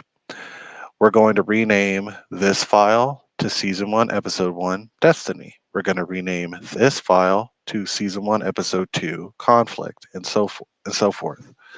Now, this software will not let you rename files if you add too many. So if we added a fourth one, it'll tell you, hey, there's a file missing. Maybe you should add one to that. So this software is very foolproof and it's very simple to use. So if we go ahead and remove this episode, now everything is correct. We have enough files, we have enough episodes, and now we're going to click on rename files. It'll verify, are you sure that you want to rename these 3 files? And we're going to click OK. Now it'll say up here, 3 media files, no extra files found, and all that means is we attempted to rename 3 files, we were successful in renaming them, and we didn't find any extra files. So once we click OK and we close out of here, if we go back into that folder, now our files are named correctly. So now we would take that folder, so Serengeti Season 1, and all of our files are named correctly. We would go back and we would drag and drop this folder into our TV shows folder on our Zadoo. So let me go ahead and access the Zadoo again. And just like we did with the movies, 2 backslashes and our IP address. Going to go into share. Going to go into the random numbers and letters. And another tip, if you have multiple drives that are connected, they will show up as 2 different folders. All you'd have to do is click on one of them, and whichever one has your movies or TV shows folder, that's the drive you want. So instead of movies, of course, we're going to go into TV shows. And as you can see, I have a decent amount of TV shows. But the only thing that matters is we need to drag and drop our Serengeti Season 1 or whatever show in whatever season, drag that whole folder into our TV shows folder on our Zadoo. So you can do that You could just find some empty space, make sure it says copy to TV shows, or the more foolproof way is to just go up to where it says TV shows up here and drop it in there. Now I already have that that season right here, so of course I'm not going to do it all over again. But now when we go into the Zadoo, let me go here. When we go into the Zadoo, it's going to have automatically tried to recognize those TV shows. And I find me personally, my Zadoo isn't that good at recognizing TV shows. So to um, a really simple way to make sure that everything is correct is to give me 1 second so I can unmatch all of these files.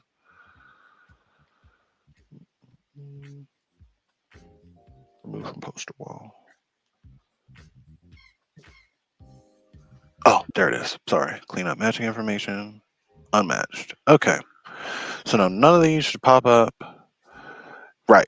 Okay. So usually what MyZadoo will do is it will match each individual episode up to like different TV series. And so it'll just make a really big mess in my TV shows folder, especially if you're doing like an entire series and that could be a few hundred episodes.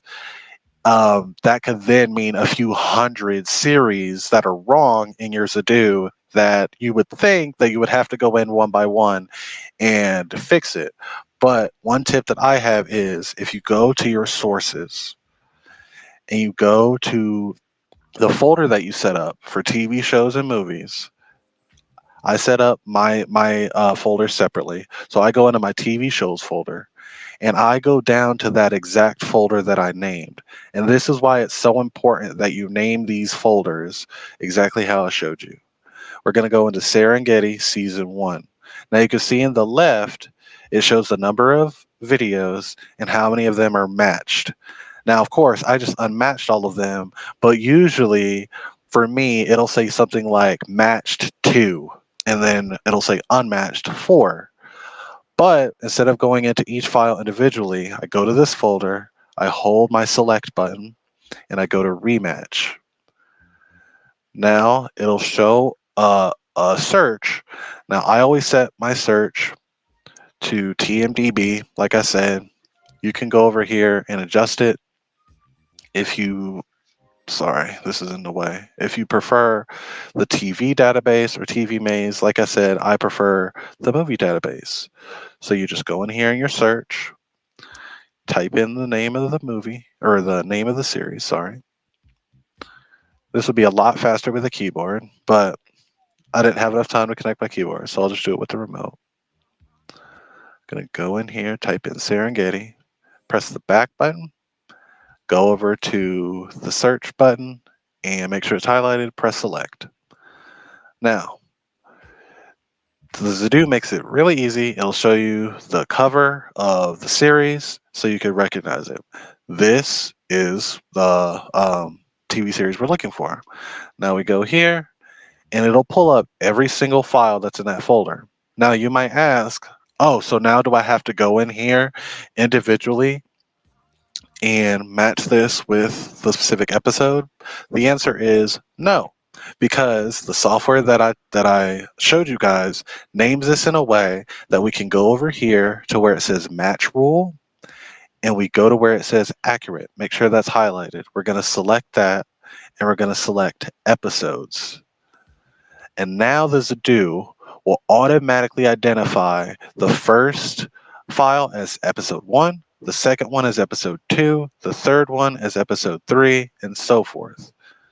And now when we click OK, the Zadoo is going to go in, match every single one of those files, and get rid of any matches that are wrong. So now when we go back and we go into our TV shows, if we go down to Serengeti, it'll be there. And now we go in here, and now All of our episodes are in perfect order, and when you have multiple seasons, instead of getting the title and then season one, it'll just give you the title. You click in it like My Hero. We'll do that. It'll show you this. So it'll show you all the seasons. You select the season, and all of your episodes are in perfect order. You select which one you want to play, and then you play it. So that's how I do my movies, how I back up the 4K Blu ray, how I back up the individual Blu ray, which almost always has special features on it.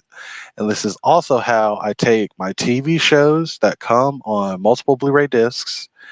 I go into Make MKV, identify which files correspond to which episodes. I extract those episodes, rename them, and then put them on the Zadoo and make sure that the Zadoo is recognizing each episode accurately. And then now we just have our TV shows in perfect harmony, and now we can enjoy our media just as usual. Yep. Got a question for you. So, bro, say, do you refer um rename TV series over FileBot?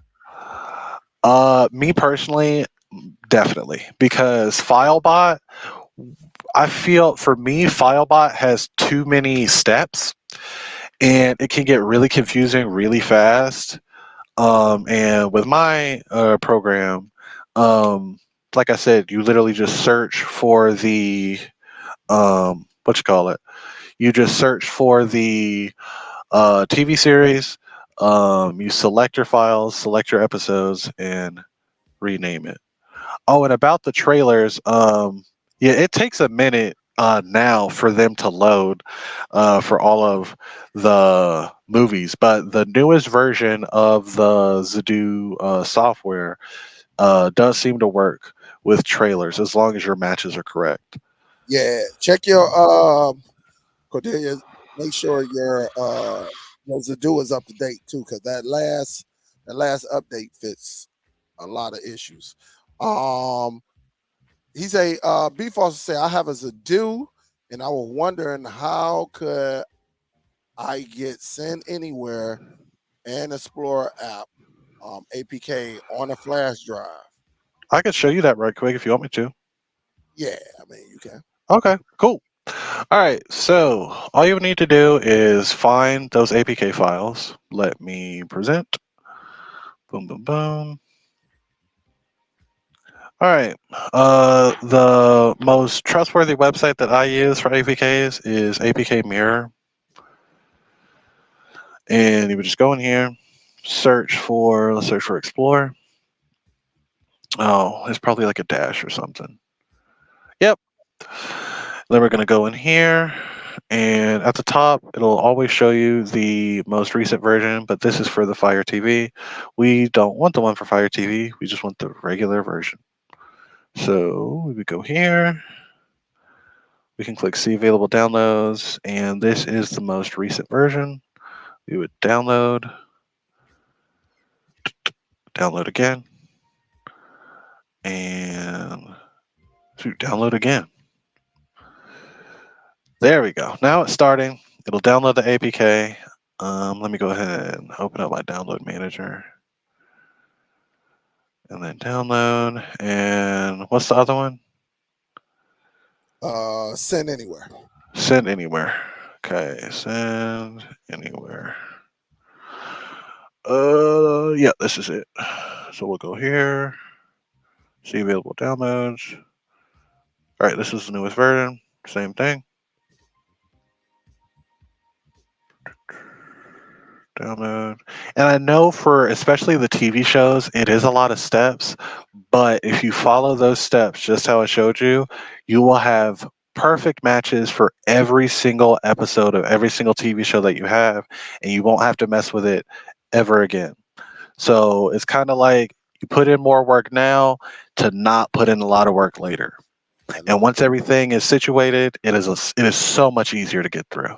and look, hey, check it out. Look at the top. Android 4.4.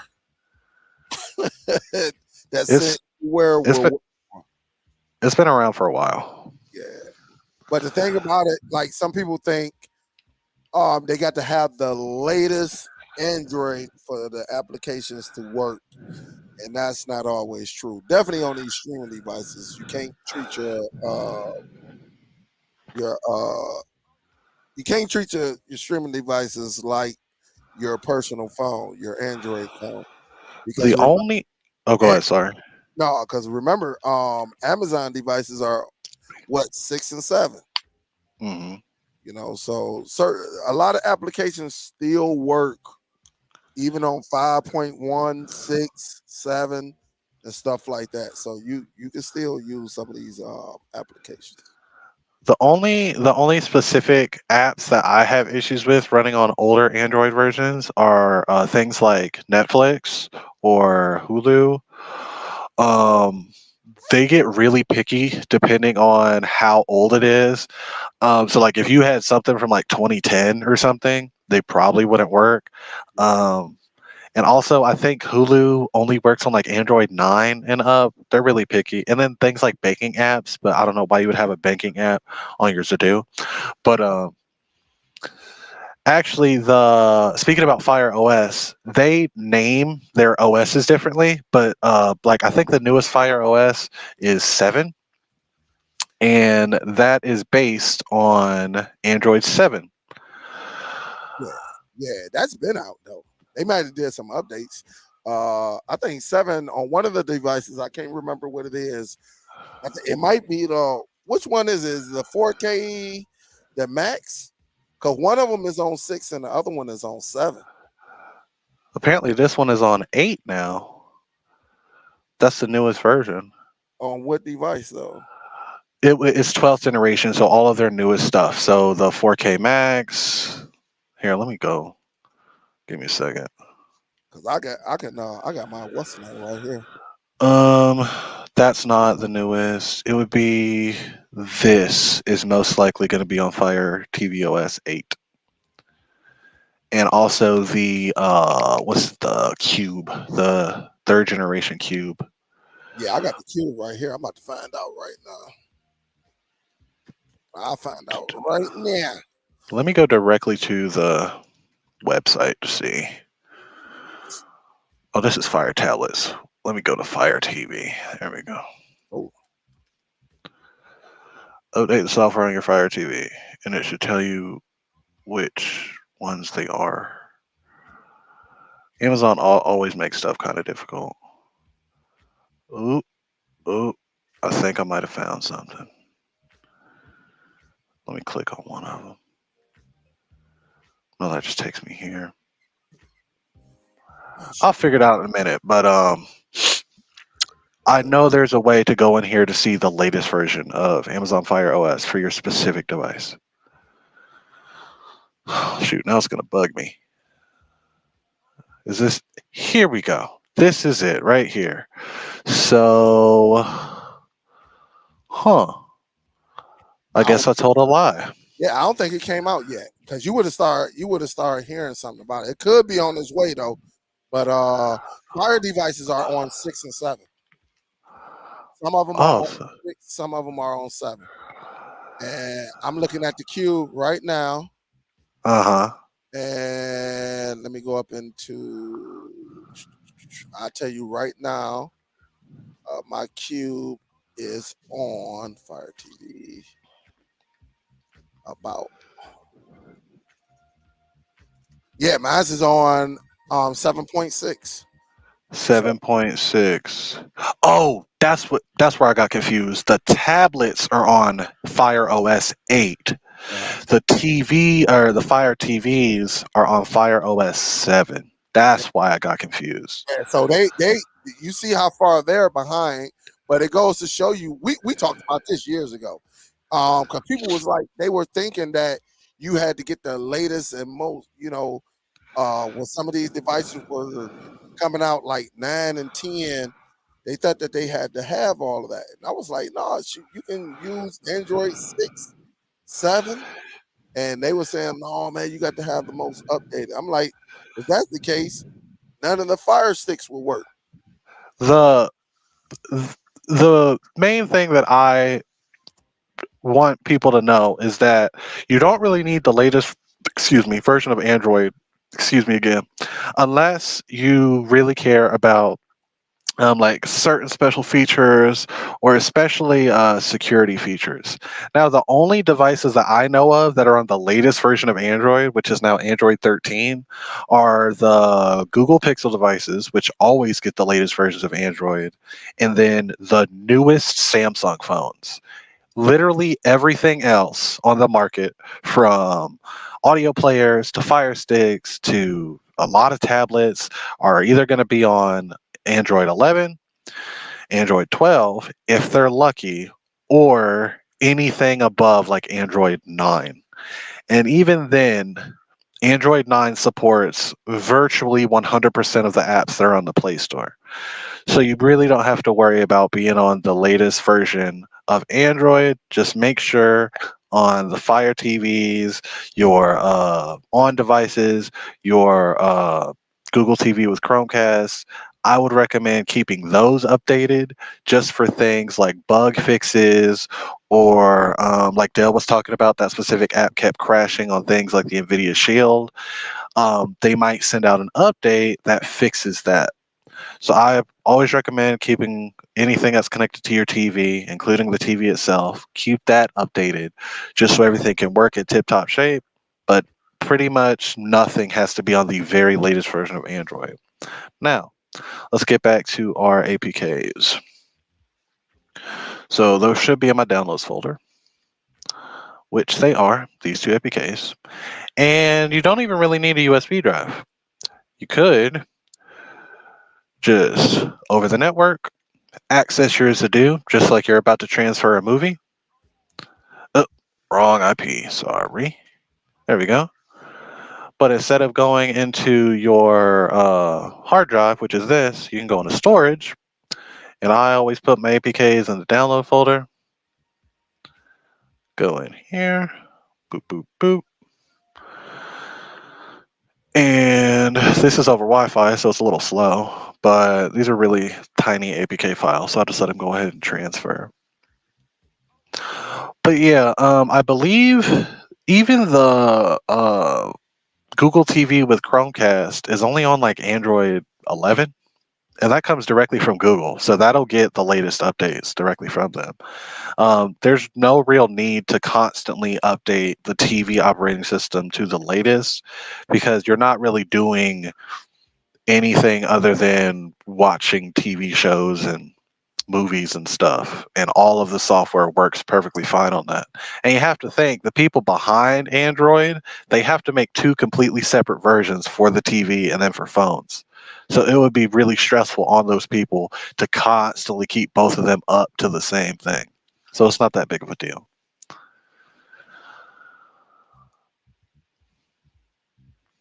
Also, I do believe at the either the beginning of June or mid June, Zadu is going to come out with a new update to fix things like the trailer, like taking a long time to load.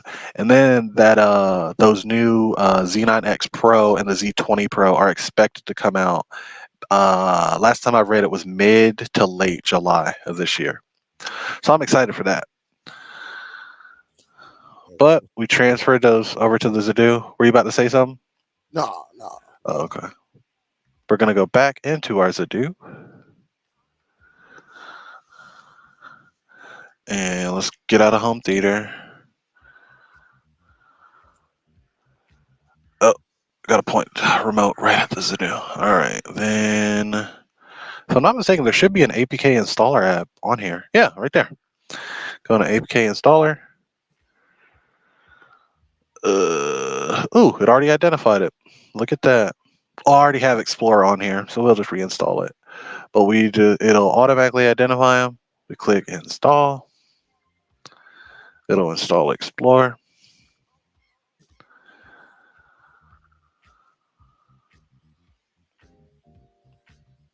And then it'll install Send Anywhere. All right. Install complete. We'll go home.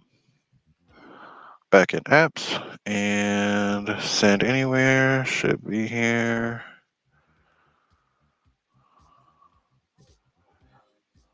Might have to take a little bit. Reload. Do you see it anywhere? I don't see it yet. Oh, there it is. Yep.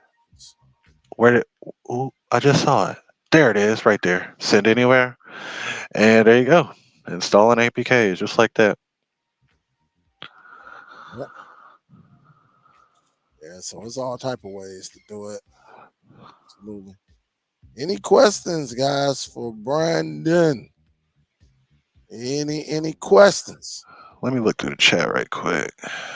Let's see. YouTube. My trailers finally started to work when I updated. Yeah.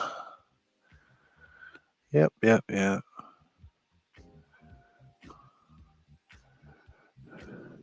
And I believe it was like 2 weeks ago when I showed you guys how to install the latest version of the beta software. So you just have to go back then and see, because at the moment Zadoo, uh, I've noticed that Zadoo doesn't really, at least for me, they don't really offer me a lot of over there updates, like from the device itself. So I have to manually do it. But it's not that difficult. And like I said, I went over that. Well, shoot, I think it was about 3 weeks ago now. But yeah, you could just go back and look. Yeah. And so I am on the hold up. Let me see something. Let me just make sure. Hold up. Let me look at my make sure I ain't got nothing crazy on here. All right, I ain't got nothing crazy. So I can add that back to the stream. All right, so this is the NVIDIA Shield right here. All right. So as you see, this is my NVIDIA Shield. So you know I pretty much got everything on here that I need. Uh device about. So just to show you I am on the Shield, right? You see the NVIDIA Shield, because you got to do that because people be thinking you're lying, like you got to lie about something. I don't know why, but I did go and search, right? Uh Excuse me. I did go into the Play Store. So when I went into the Play Store, I did do a search and I typed in browser. And again, like when I first checked this, browser was not here. All right, it wasn't here. So it probably they probably pushed it through somehow. I don't know. Maybe I don't know. But as you see, it has an update. Now on the Google TV, it didn't have an update. So I'm gonna update this right quick, and we're gonna see if it worked. I got a quick question for you. Hmm. So, is there any reason why you don't use like the app for your specific like news station? What the specific apps? Yeah, like for me, like where I'm at, all of my like my ABC affiliate, my NBC affiliate have individual apps that work on my Android TV. I just wondered if there's any reason why you don't prefer those. Because I want to save as much storage on these devices as possible. So you know these only come with 8 gigs of internal storage, and everybody Mm, depending um on my devices. Once I install everything, I usually have like 1.9 left. But for mm. someone else, maybe they probably adding some extra apps. They might only have 1.2. And so if we go and add each the individual application, that's going to just eat up more memory. So, you know, you use one specific app that can cater to all 3 or 4, networks. I So, got you. yep. So that's the reason why. Because on these type of devices, you definitely want to, you want to, Conserve space. yeah, definitely. Yeah, it's definitely working now, guys. Listen, when I had this on here, it was crashing big time. I mean, I wonder, can anybody, you know what? I guess I could have checked. But yeah, so as you see right here, I don't think I have nothing on the bookmarks because it's brand new, right? So if I go home, right, I can go to Google And again, one thing I love about it, it comes with a mouse toggle already ready to go. All right, so that's a good thing.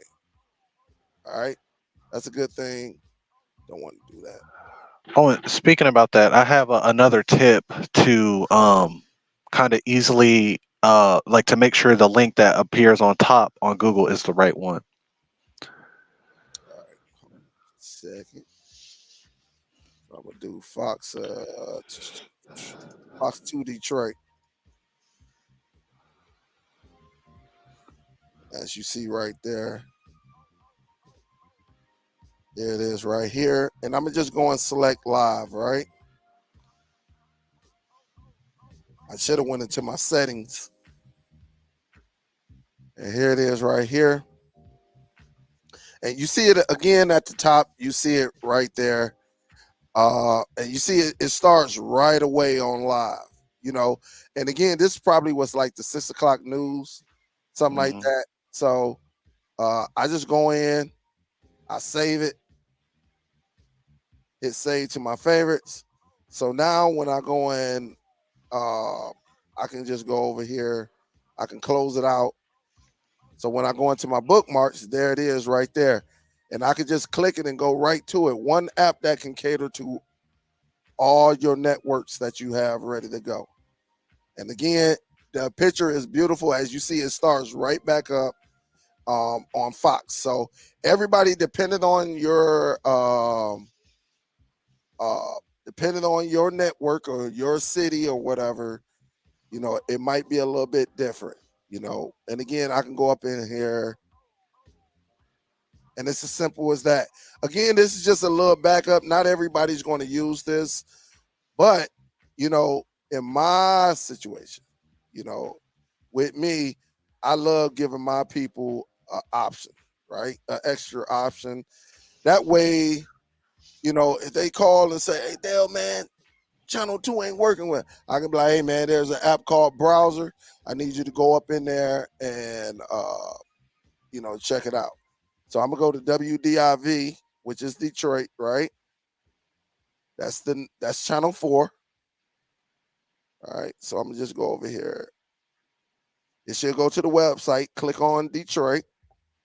And again, I can just go down here and I can go to the live area. And again, you see it's blocking all of those ads and stuff like that. That's what we like.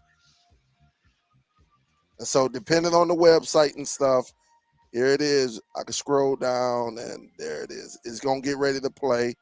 But all I do is just go up here and I save it as favorite. And I just hit save. And then again, save.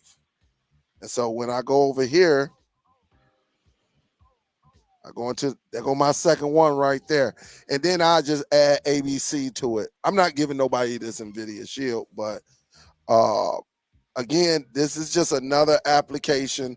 That way, when IPTV start acting up, you can still give people access to their local networks and stuff like that. Really, when they only this is what they have right here. This is the only device that they may have connected to their television and things like that. So, yes, you could go and get the dedicated app, but Hmm. again, with some of these devices, you don't want to like. I try not to take any of my devices under like 1.4 as far as storage because some of these applications and all this bloatware and things like that, it would just clog it up and it'll Hmm. clog it up. And the next thing you know, people will be calling, "Hey, Dale, you know, can you, hey, man, what's up, man? My stuff is acting up, you know, or it's running sluggish and stuff like that." So that's what I try to eliminate,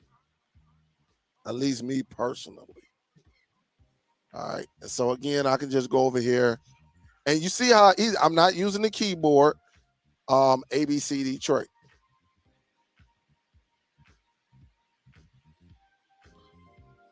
Yep. And you see it right there. I can hit that, and I can just go over here and hit ABC Detroit, and it's gonna go WXYZ channel 7. I can click on that,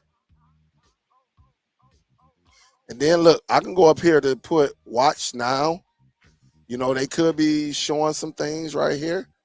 And there it is. It goes straight to the live telecast, right? And it'll go right there. It'll start loading up. And you see, again, blocking all of those ads and stuff like that. And so I just save it again. You can save it, then click save again. And that way, when they're live, and every network is going to be different, guys. But when they're live, they are live. And again, I have all three of our networks right here ready to go. Now, these two, I think ABC, once they're not live, it is what it is. But these two, you can go back and watch, the broadcast. And I just think it's amazing. So that's it. That's pretty much how it is. And again, if you want to get rid of the history and all that, you can just go up here and just get rid of everything. Hit OK, but you still gonna have your, you know, your, your networks ready to go. And it's so easy. Again, it is so easy just to be able to just go up in here and click on it. So that's what I learned. It's pretty cool. And again, your favorites show up similar to what Android TV OS, right? Where you can go right down here to your favorites and select it. So I love it. Let me do my cursor. I like mine ultra fast. Did you say it wouldn't work on a Fire Stick? I don't know. It didn't work last week, so I don't know if they did an update or not as well. It definitely didn't work on the Nvidia Shield. It did not. It just kept crashing. It kept crashing, and so and you saw that the same one that was on Google TV was on the Android TV? yeah Oh, on sorry. yep, it was on that one. And you see on Google TV, I didn't have to update.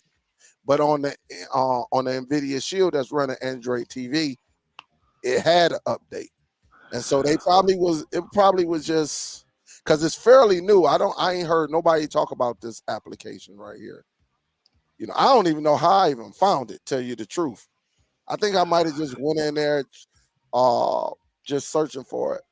I can't remember. I don't know if I saw a channel that was doing something with it or not. I don't know, but it's nice to get you by and just get the job done.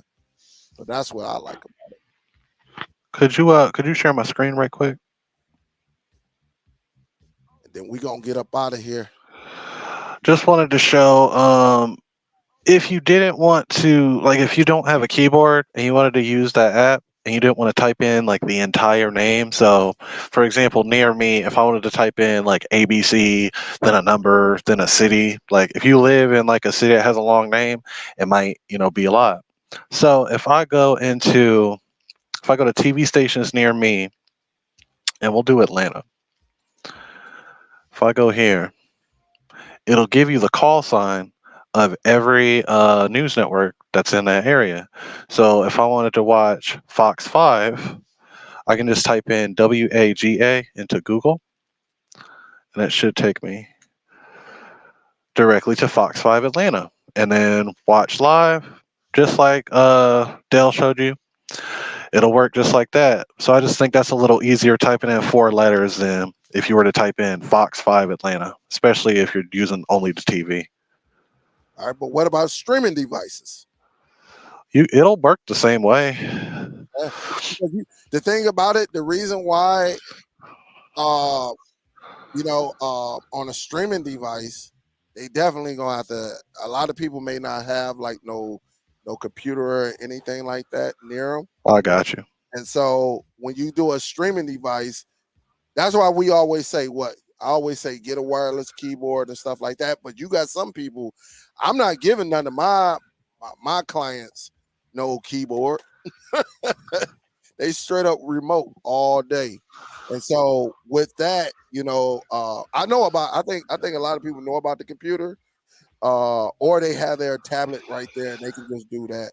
But on a Mm. streaming device, some people like my people. I don't know if they got a computer. I don't know if they got a tablet. All I know is they be wanting to watch movies and TV shows And so all I'm doing is just typing it in and then going from there and then setting them up. So multiple ways you can do it, but I try to give them a better experience or not a better, but an easier experience. And that way, when I give it to them, it's already here and it's ready to go. So like if I give somebody, oops, I'm using the wrong remote. I'm a fool. If I give somebody this device, it's already set where they ain't got to do anything. Now if it's to me, I know how to go and I know how to pull it up on an iPad. I know how to pull it up on my tablet. I know how to pull it up on my PC and all of that. But for my people who I give this device to, like if I give them a on device, this is already prepared. That way they don't have to do no typing. Because the whole thing about it, when you give them a streaming device, Mm. you pretty much want them to go up in here and be able to navigate using the remote control and stuff like that. Because not everybody going to have that computer or a keyboard next to them. So, but I'm glad they did this because this bad boy was crashing. It was crashing and it kept crashing. Um, I guess the next thing, what up, though, Gally? John, I what up? oh, go ahead. No, Eugene, what up, though? What's I was good? just gonna say, I think if you subscribe to like Peacock, they give you your local NBC station for free in the Yeah, Peacock app. yeah, they do it. YouTube Live will do it, but you paying a subscription. And That's see, for sure. the thing about it is when you got ABC, usually like on the East Coast, right? If hmm what's a show? Give me a show. A Game of network. Thrones. Huh? Oh, sorry. No, I just said Game of Thrones. all right. No, that's premium. If you go to like one of the networks on the East Coast, well, the Oh shoot, I know what you're talking about. American Idol, right? Yeah. Say if I'm looking at my IPTV and the Detroit goes down, Mm, I can go into Atlanta, I can go into Wichita. Well, on the East Coast, I can go into like Atlanta, I can go into Florida, I can go into New mm, York and stuff like that. Because it may just be Detroit just got, is down at the time. And so with that, on the East Coast, I can go to other, sources on the IPTV service. But YouTube, that's a paid service. Peacock paid, mm, Hulu paid, um, and whoever else, Sling TV paid. All of those are paid services. So what we try to do, we try to eliminate a lot of those payments to if we can get it for free. Like I don't forget one of the creators. I think it was might have been on demand. You get it for free, it's for me or something like that. He used to say, and that's what the goal is, right? If you can get it for free, it's good to go. So, but yeah, if you get YouTube TV, Hulu, if you get Sling, you get all of those Peacock, yeah, you can get it for free. But well, you'll get it with your paid subscription and stuff like that. So I do know my news stations around me, they actually live stream on YouTube whenever they're like whenever the 6 o'clock news or something is on. I just look up their YouTube channel and they just live stream it on there. yeah, sometimes they do that. That's another source. Mines do it as well, but not all the time. It Okay. got to be it got to be something very serious going on, and they do it. Mine's is not, at least in Detroit, because the thing about it, they want you to come to their application. They hmm want you to come to their website because their website, that's when they're getting the clicks and stuff like that. You see in the advertisement. Well, on YouTube, they're not gonna do it on YouTube all the time. They'll show you a trial and maybe a good, depending on what's going on. Uh, at least my networks in Detroit doesn't do it all the time. Cause I would have been doing that. I would have just been like, hey man, go to YouTube, man. But they don't do it all the time. And so I can go right now to my stations. You'll be like, yeah, they ain't do nothing today, but they did 2 or 3 episodes yesterday. something like that, you will see them. But mine is not consistent at all. So that's the only reason why. Because they want to base everything so you can go to their application because they monetizing over there. So that's why anytime you got the newscast, I don't know how old you are, but back in the day they used to be like, yeah, you can go to www.superdelltv.org or something like that, right? Now they Mm, say, oh yeah, if you need more information, go over to our website at Fox 2 Detroit, and you will see a link that link you to Superdell because they want you to come over there so they can get the click and monetize off of it and mm. then go from there. Every now and then, depending on the circumstance, they'll say, yeah, you know, you know, if you got a gambling problem, go to gambling, whatever it is. But other than that, they'll be like, oh yeah, go to Fox or WDIV Detroit. Click on Mm. the link; it'll be right there up under news or something like that. That's what they do, man. And so we play the game. What up, though, Eugene?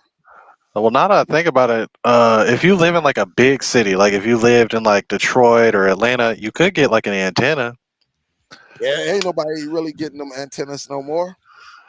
Cause I mean, some people do it, but everything is at a click of a button now. Yeah, but I mean, it's good for like emergencies if the internet goes out or something. Yeah, I feel you on that. But with this technology out here, yeah, I look. I guaranteed if I was, I don't see I don't see an antenna. At least they might have them little flat. And I got an antenna, man. I just saw it too, man. I got a few antennas where you just put it, snap it on the wall, or put it Mm. on the window. I think I got about two or three of them things. They work. Not all channels come in, but they work. They work. But I oh, go ahead. Sorry. I'm about to say, if you think it's an emergency, really for down south at this time, down south definitely needs some type of emergency radio or something. I don't know if an antenna gonna help because once they lose that antenna, it's over anyway. But they need some I type of radio signal and stuff like that. I know. I follow a bunch of people on YouTube, and there's this guy I follow called the Antenna Man, and I know. he goes crazy with the antennas. Like he sets up like these massive antennas outside people's houses, and you can point it at certain directions. He's cool.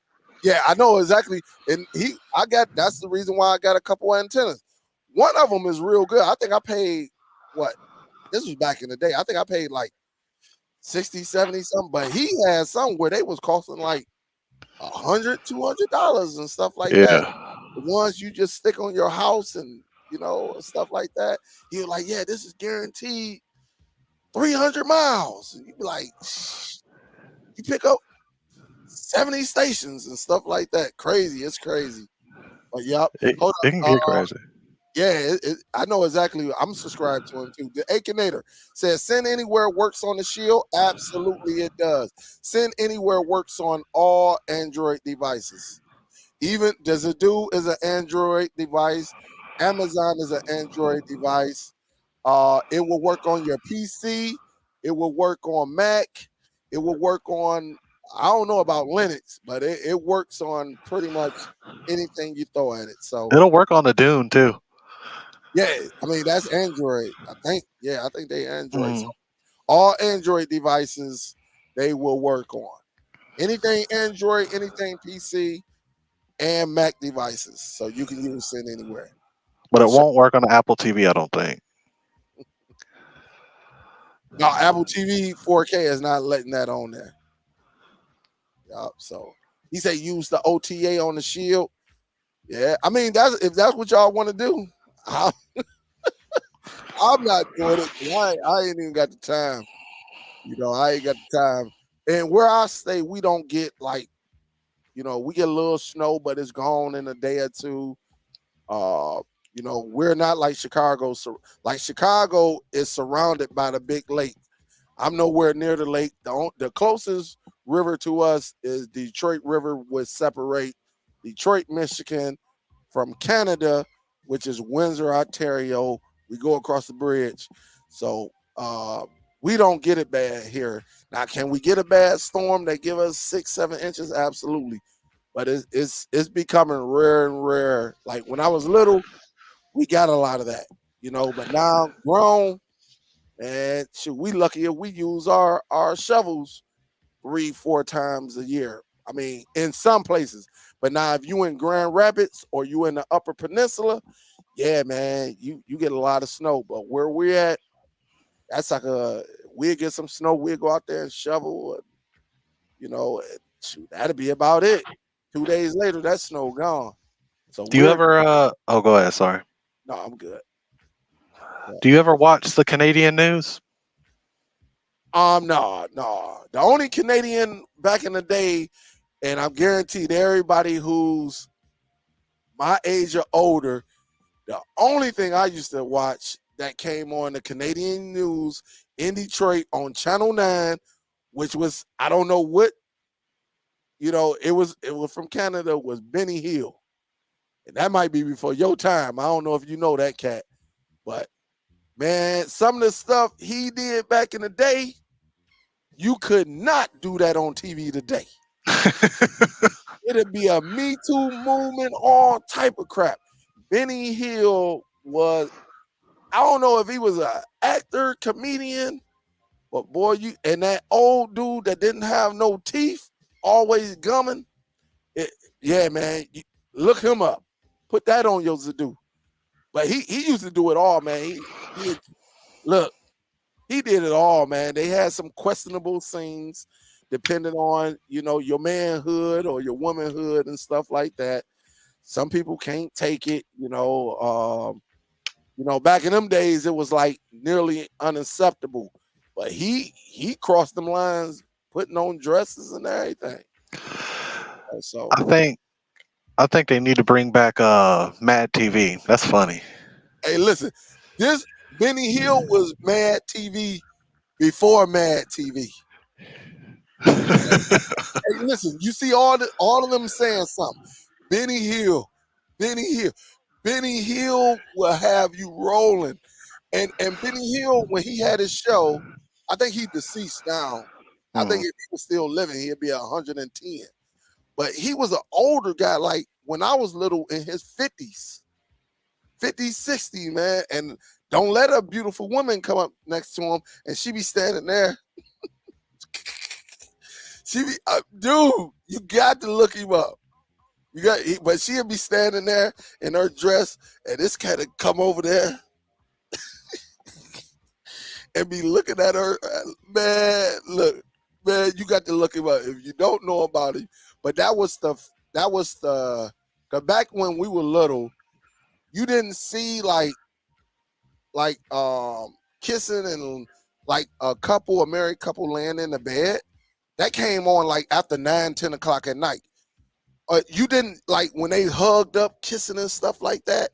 You didn't see that on TV nowadays. Like they show man, it could be 9 o'clock in the morning. You could turn on TV and see that type of stuff that I mm. think children should not be watching. I don't think it should be accessible to kids, but nowadays they open it up and putting these images in these children's brain that are not developed for them to be even utilizing, and better yet, just seeing it and giving them some type of perception. Thinking, I think kids should be left to be kids, and things should not, in my opinion, should not be forced upon them. One thing, when we were growing up, they didn't allow us to see certain things, and they definitely did not force it on you. As far as these networks nowadays, these networks are forcing this stuff onto these kids, and that's why us as parents, we have to block that. Kids should be kids. Kids should not be watching anything that's 18 and older at no 8, 9 o'clock in the morning. But or it just that's a whole nother topic. But when we were coming up, you saw Benny Hill. At least I used to sneak it because it Mm. came on at 11 o'clock. Used to sneak it, and back in the day when you had them little knob and by being in Canada, you had to. They had this little tuning knob, and you had to. We used to have to tune it. But man, as a little boy, I was not supposed to be watching it. But my mom, she'd be like, "All right, time to go to bed." And when we heard her sleep, we hear her lights go off and her TV go off, and she's saying her prayers, and then you hear, "Shoot, man, turn on Benny Hill, man, turn that volume down, man," because everything. And we, man, yeah, he did some stuff, man. You like, what the heck? And so as a little kid, so nowadays, man, Benny Hill would be on at 8, 9 o'clock in the morning on a major network, so your kid can see it. I just think it's all messed. That is crazy. Up. So it just had.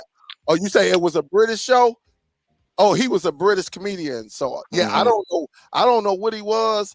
I just know his show used to be. It'll be on our Channel 9. And the reason I knew in Detroit, Channel 9 was Canadian because all the Toronto Maple Leaf and Montreal games. And what was that old guy? That old guy that used to do the all the Canadian hockey games in them flashy old sports coat. I don't know if he might have passed away. I think he did pass away. I think. But he used to do all the Canadian hockey. He used to do all the Canadian hockey, man. But man, if you had a color TV at this time, he used to wear the brightest man coat. It'd be like some orange jacket, or orange or a yellow sports jacket. Man, it was crazy. I just don't remember that. But he was real young. He was like in his 40s when I was younger. So, he could be still living. I don't know. I don't see him as much now. But after hockey went off, Hmm. 11 o'clock, Benny Hill come on, man. And man, you be just sitting up there like, hey, shit, man. It was funny, man. It was funny, man. That cat. Look him up though. If you look him up, yeah, I'm quite sure you can find him on YouTube. But yeah, it was definitely a dog. It was definitely, man. 'Cause that cat, oh, let him be next to a woman, man. He the stuff that he did back then, man. You couldn't like a girl like I ain't gonna say it, man. You just got to go and see it. Well, not didn't HBO used to be like that? But they came on when we were little. HBO, you had HBO on Cinemax, TNT, TBS. Uh, it was only like 6 networks when I was little. Like when I say young, 8, 9 years old. Oh, They didn't play that stuff until like 9, 10. I want to say 10 o'clock.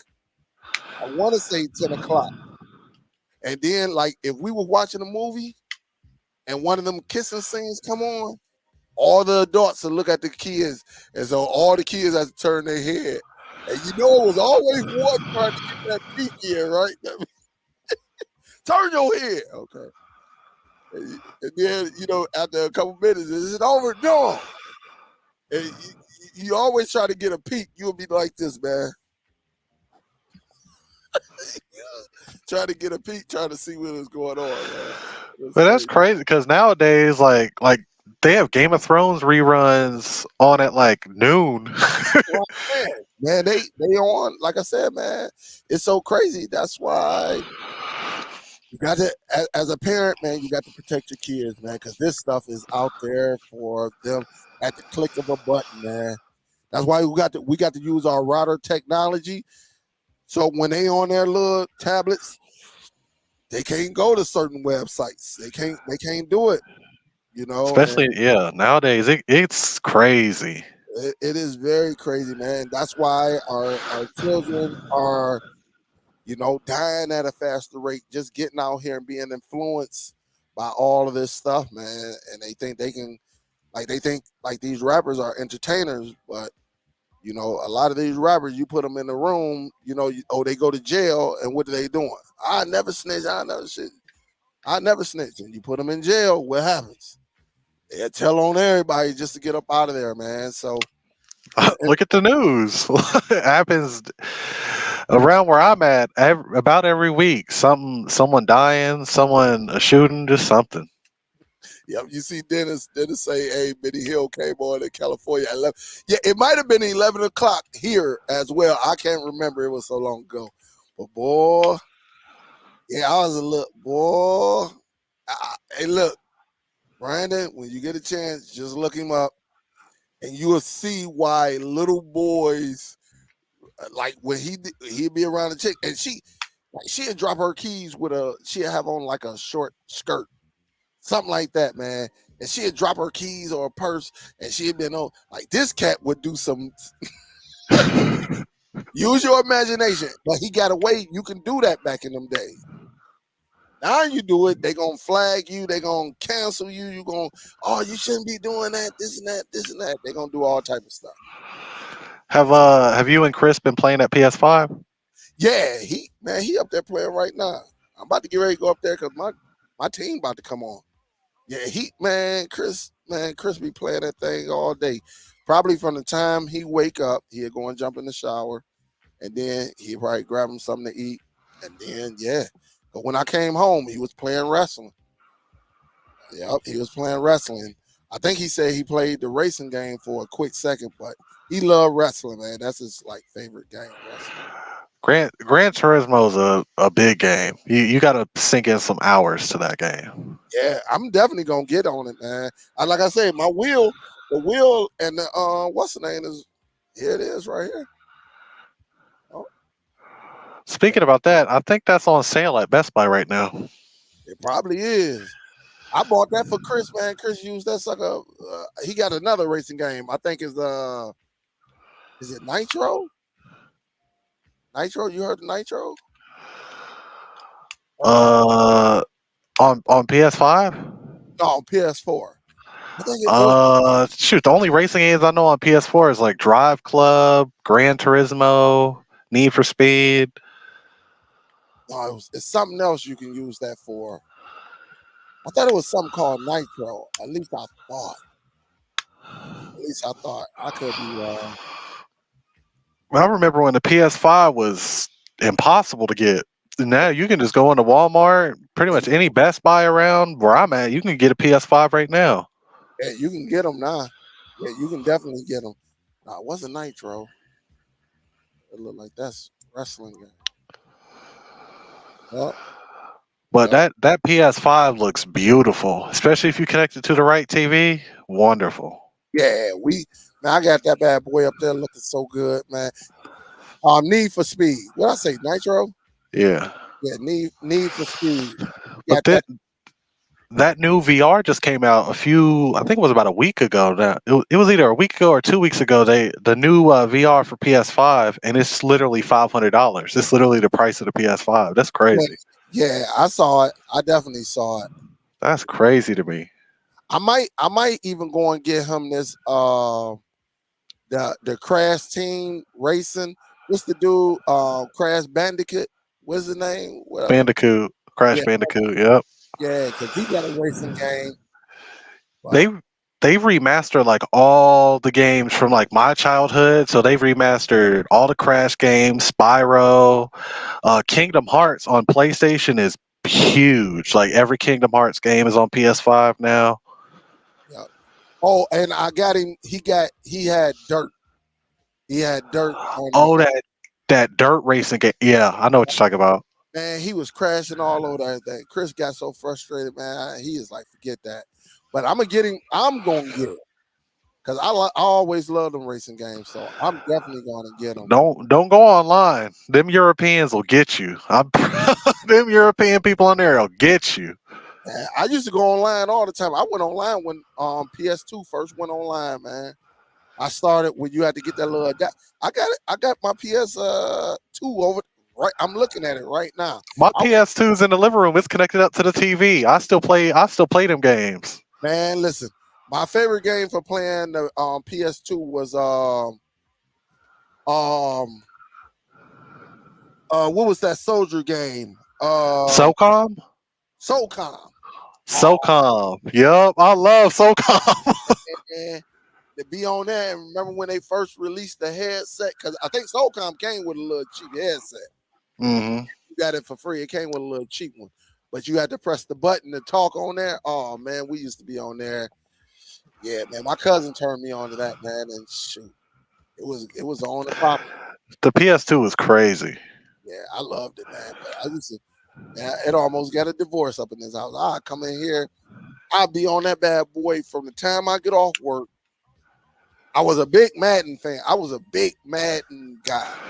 But Hmm. just just coming in from work, I grab something to eat, go down to the basement. I love the basement, man. I come go down to the basement, have my little setup there, and be there until about 3, 4 o'clock in the morning every single day. And my wife, she be like, "You just come in and do it." I'm like, "Hey, man, look, I could be out there in the streets." You know what's crazy though? I got a little because you can't really connect the old consoles to like brand new TV, so you have to have like little adapters and stuff. I didn't realize that the majority of PS2 games came in surround sound, so I connected it up to my sound bar, Mhm. and those PS2 games sound crazy even today. Yeah, I ain't know that. So I used to have all that stuff connected to the stereo, man. That's how I got it.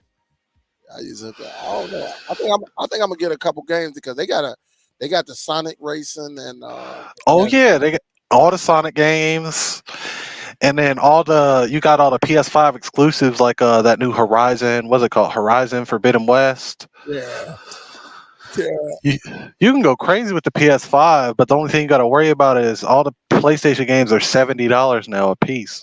yeah, That's crazy. yeah. It's crazy. What we got? $70. Oh, Man, go ahead.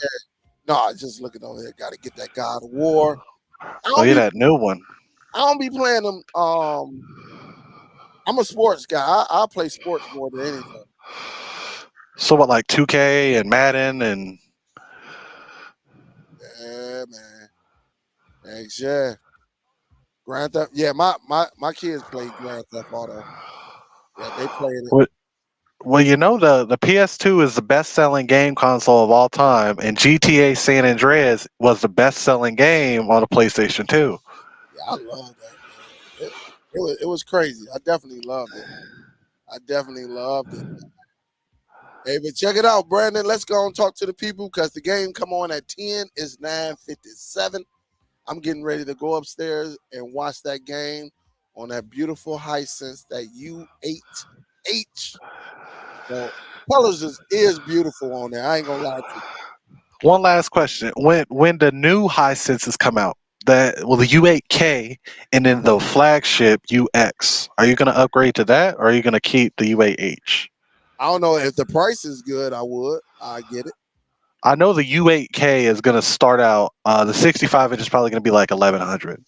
Yeah, if the price is good. The thing about it, if I get one of them, I'll probably wait till like Black Friday. Yeah, I wait to Black Friday. I wouldn't get it right off the rip. I wait I know for it. Save what people. $300. People are saying that UX, the flagship, is going to be like 2500 for the 65 inch. Yeah, I wait for it.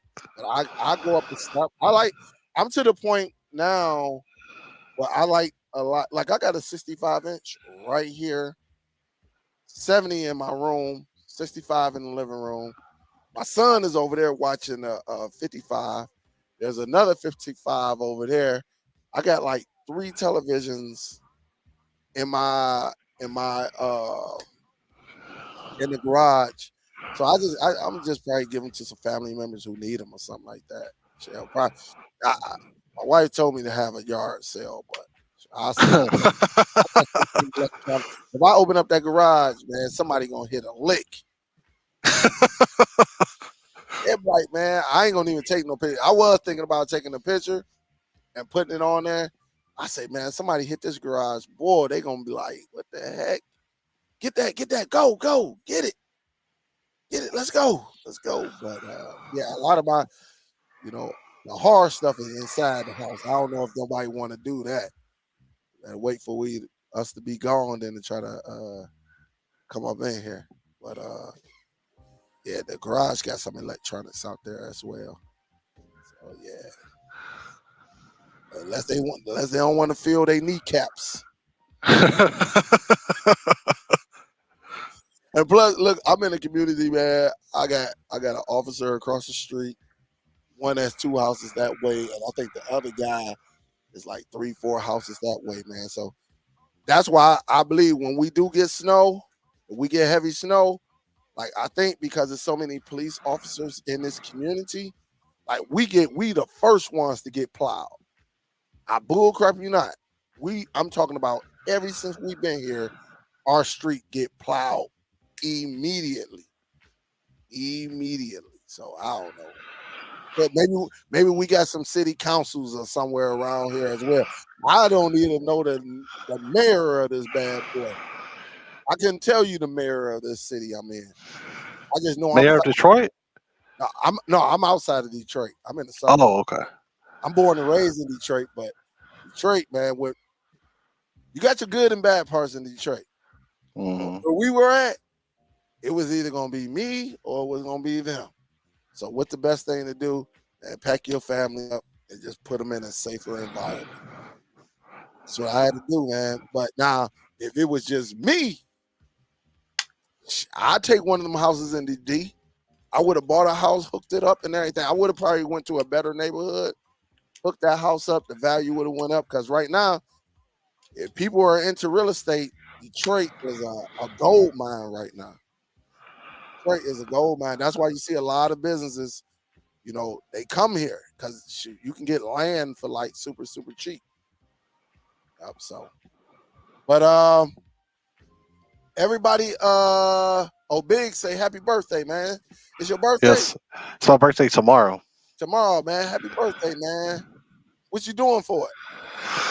I'm probably just going shopping. I might get I was thinking about upgrading my TCL, but I like my TCL. I like it a lot. Plus lugging a whole nother 65-inch TV home and then I gotta worry about selling that one. I'll probably just keep it, but I don't know. I don't know what I'm doing tomorrow. I'm gonna be busy, that's all I know. Hey, that's a good thing. That's a good thing. Hey, Soul Bro say he got that PGA. Yeah, shots fired at J Mac. J Mac supposed to have been the one that liked that golf game, but he occupied right now, Soul Bro. Yep. So I see you've been building tiny houses up there like crazy. No, no, that's only in that little community. They building more than that. Hey, look, Akinator, that's all you got to do is go downtown, man. They build. I mean, they do. They got a little community where they building them little houses. But you got these people like Angela Yee from the Breakfast Club. She got her own show. She bought an apartment building. It was messed up, but I think she got it for like 30 to 40. I think somewhere around there, 30, 40. So she probably going to invest probably like and she got some investors, but they probably gonna do what 3, 4, 500,000 in there, and they gonna make it. And she got it in Midtown. Midtown is directly downtown. It's right there. You can get downtown in like 5 minutes, probably quicker than that. So she's gonna get that money right back, right back. But it's cool. But we about to get up out of here, Brandon. Go ahead and talk to the people because it is 10:03, and I got to watch my boy LeBron go to work on these cats. We gotta continue what we were talking about on what was it, Monday? It was you, me, and who else was in here?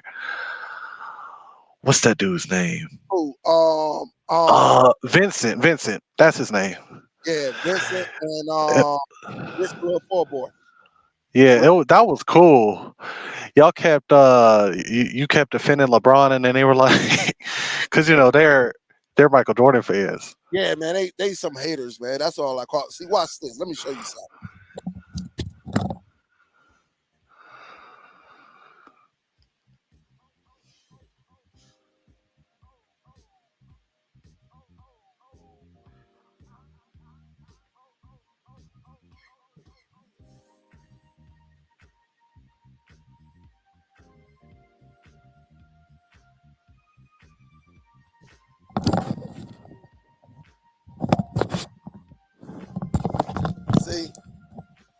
All my boy LeBron's. LeBron's. That's my dog. LeBron's shoes I ain't even put on yet. These bad boy, the 20s are the most comfortable LeBron shoes you can get. And you see, I got the green ones right there. And these bad boys, I done had these for about 2, 3 years, never worn. Never even worn. But that's the GOAT. That's the GOAT. I mean, Jordan the GOAT too. He a GOAT too. But LeBron, I just believe LeBron for what he's done as far as number wise. Because I'm not gonna go by championships because it's people out there with more championships than Jordan. In my opinion, his accolades, man, from assists, scoring, rebounding, NBA. He may not have 6 championships, but shoot, Jordan ain't got 11, and we gonna go by championships. Then you got to put it up there with another GOAT, which is Bill Russell.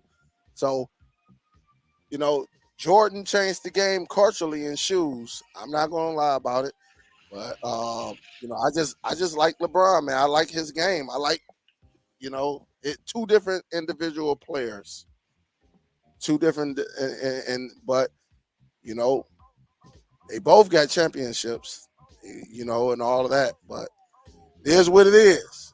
My Well, you know I'm gonna be here on Monday and next Friday. I'm here every stream. So Yep. We'll see what else comes up, and then we'll go from there. I might rock these tomorrow, man. I might let them win tonight. Let them win. Hey, I'm gonna do a live. And look, if LeBron win tonight, I'm going to buy some more of his. Oh man, they got some other ones coming out. I'm gonna go and wait a buy. minute. I got a question. So, how do you watch basketball games? What do they come on? Um, IPTV.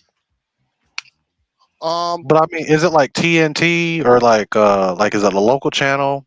no, TNT and ESPN. TNT, yes. Okay, I got you. TNT and ESPN. So, man, these boys. I might rock these tomorrow, man. Your boy might rock these tomorrow. You know, on Monday, they're gonna come back in here. They know what it is. The GOAT. That's all we See, need. they're probably here right now. Think about it. They probably up in there. They know what it is. They know what it is. But hey guys, we gonna get up out of here because it's 10:07. So the game has started. I will get back with y'all. If I'm not going to promise, but I could go live tomorrow, just depending on what's going on. Again, to my ladies, my women out there, females, salute. Happy Mother's Day to all of y'all. You know, I know it's a down, time for a lot of people because their mother is no longer here. But praying for strength because it's tough. It's tough on a lot of people when they think of their moms and their mom's not here anymore. So I'm fortunate to still have my moms and my pops.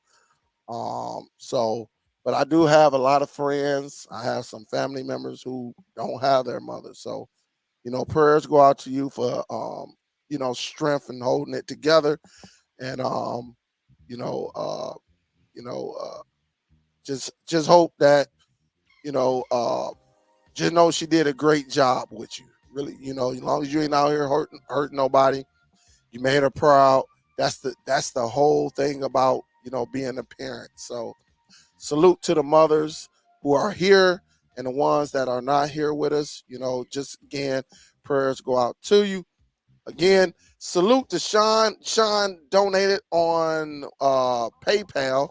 I saw that come through while you was doing your presentation earlier, Brandon. So big salute, Sean. Thank you again. Always showing some love.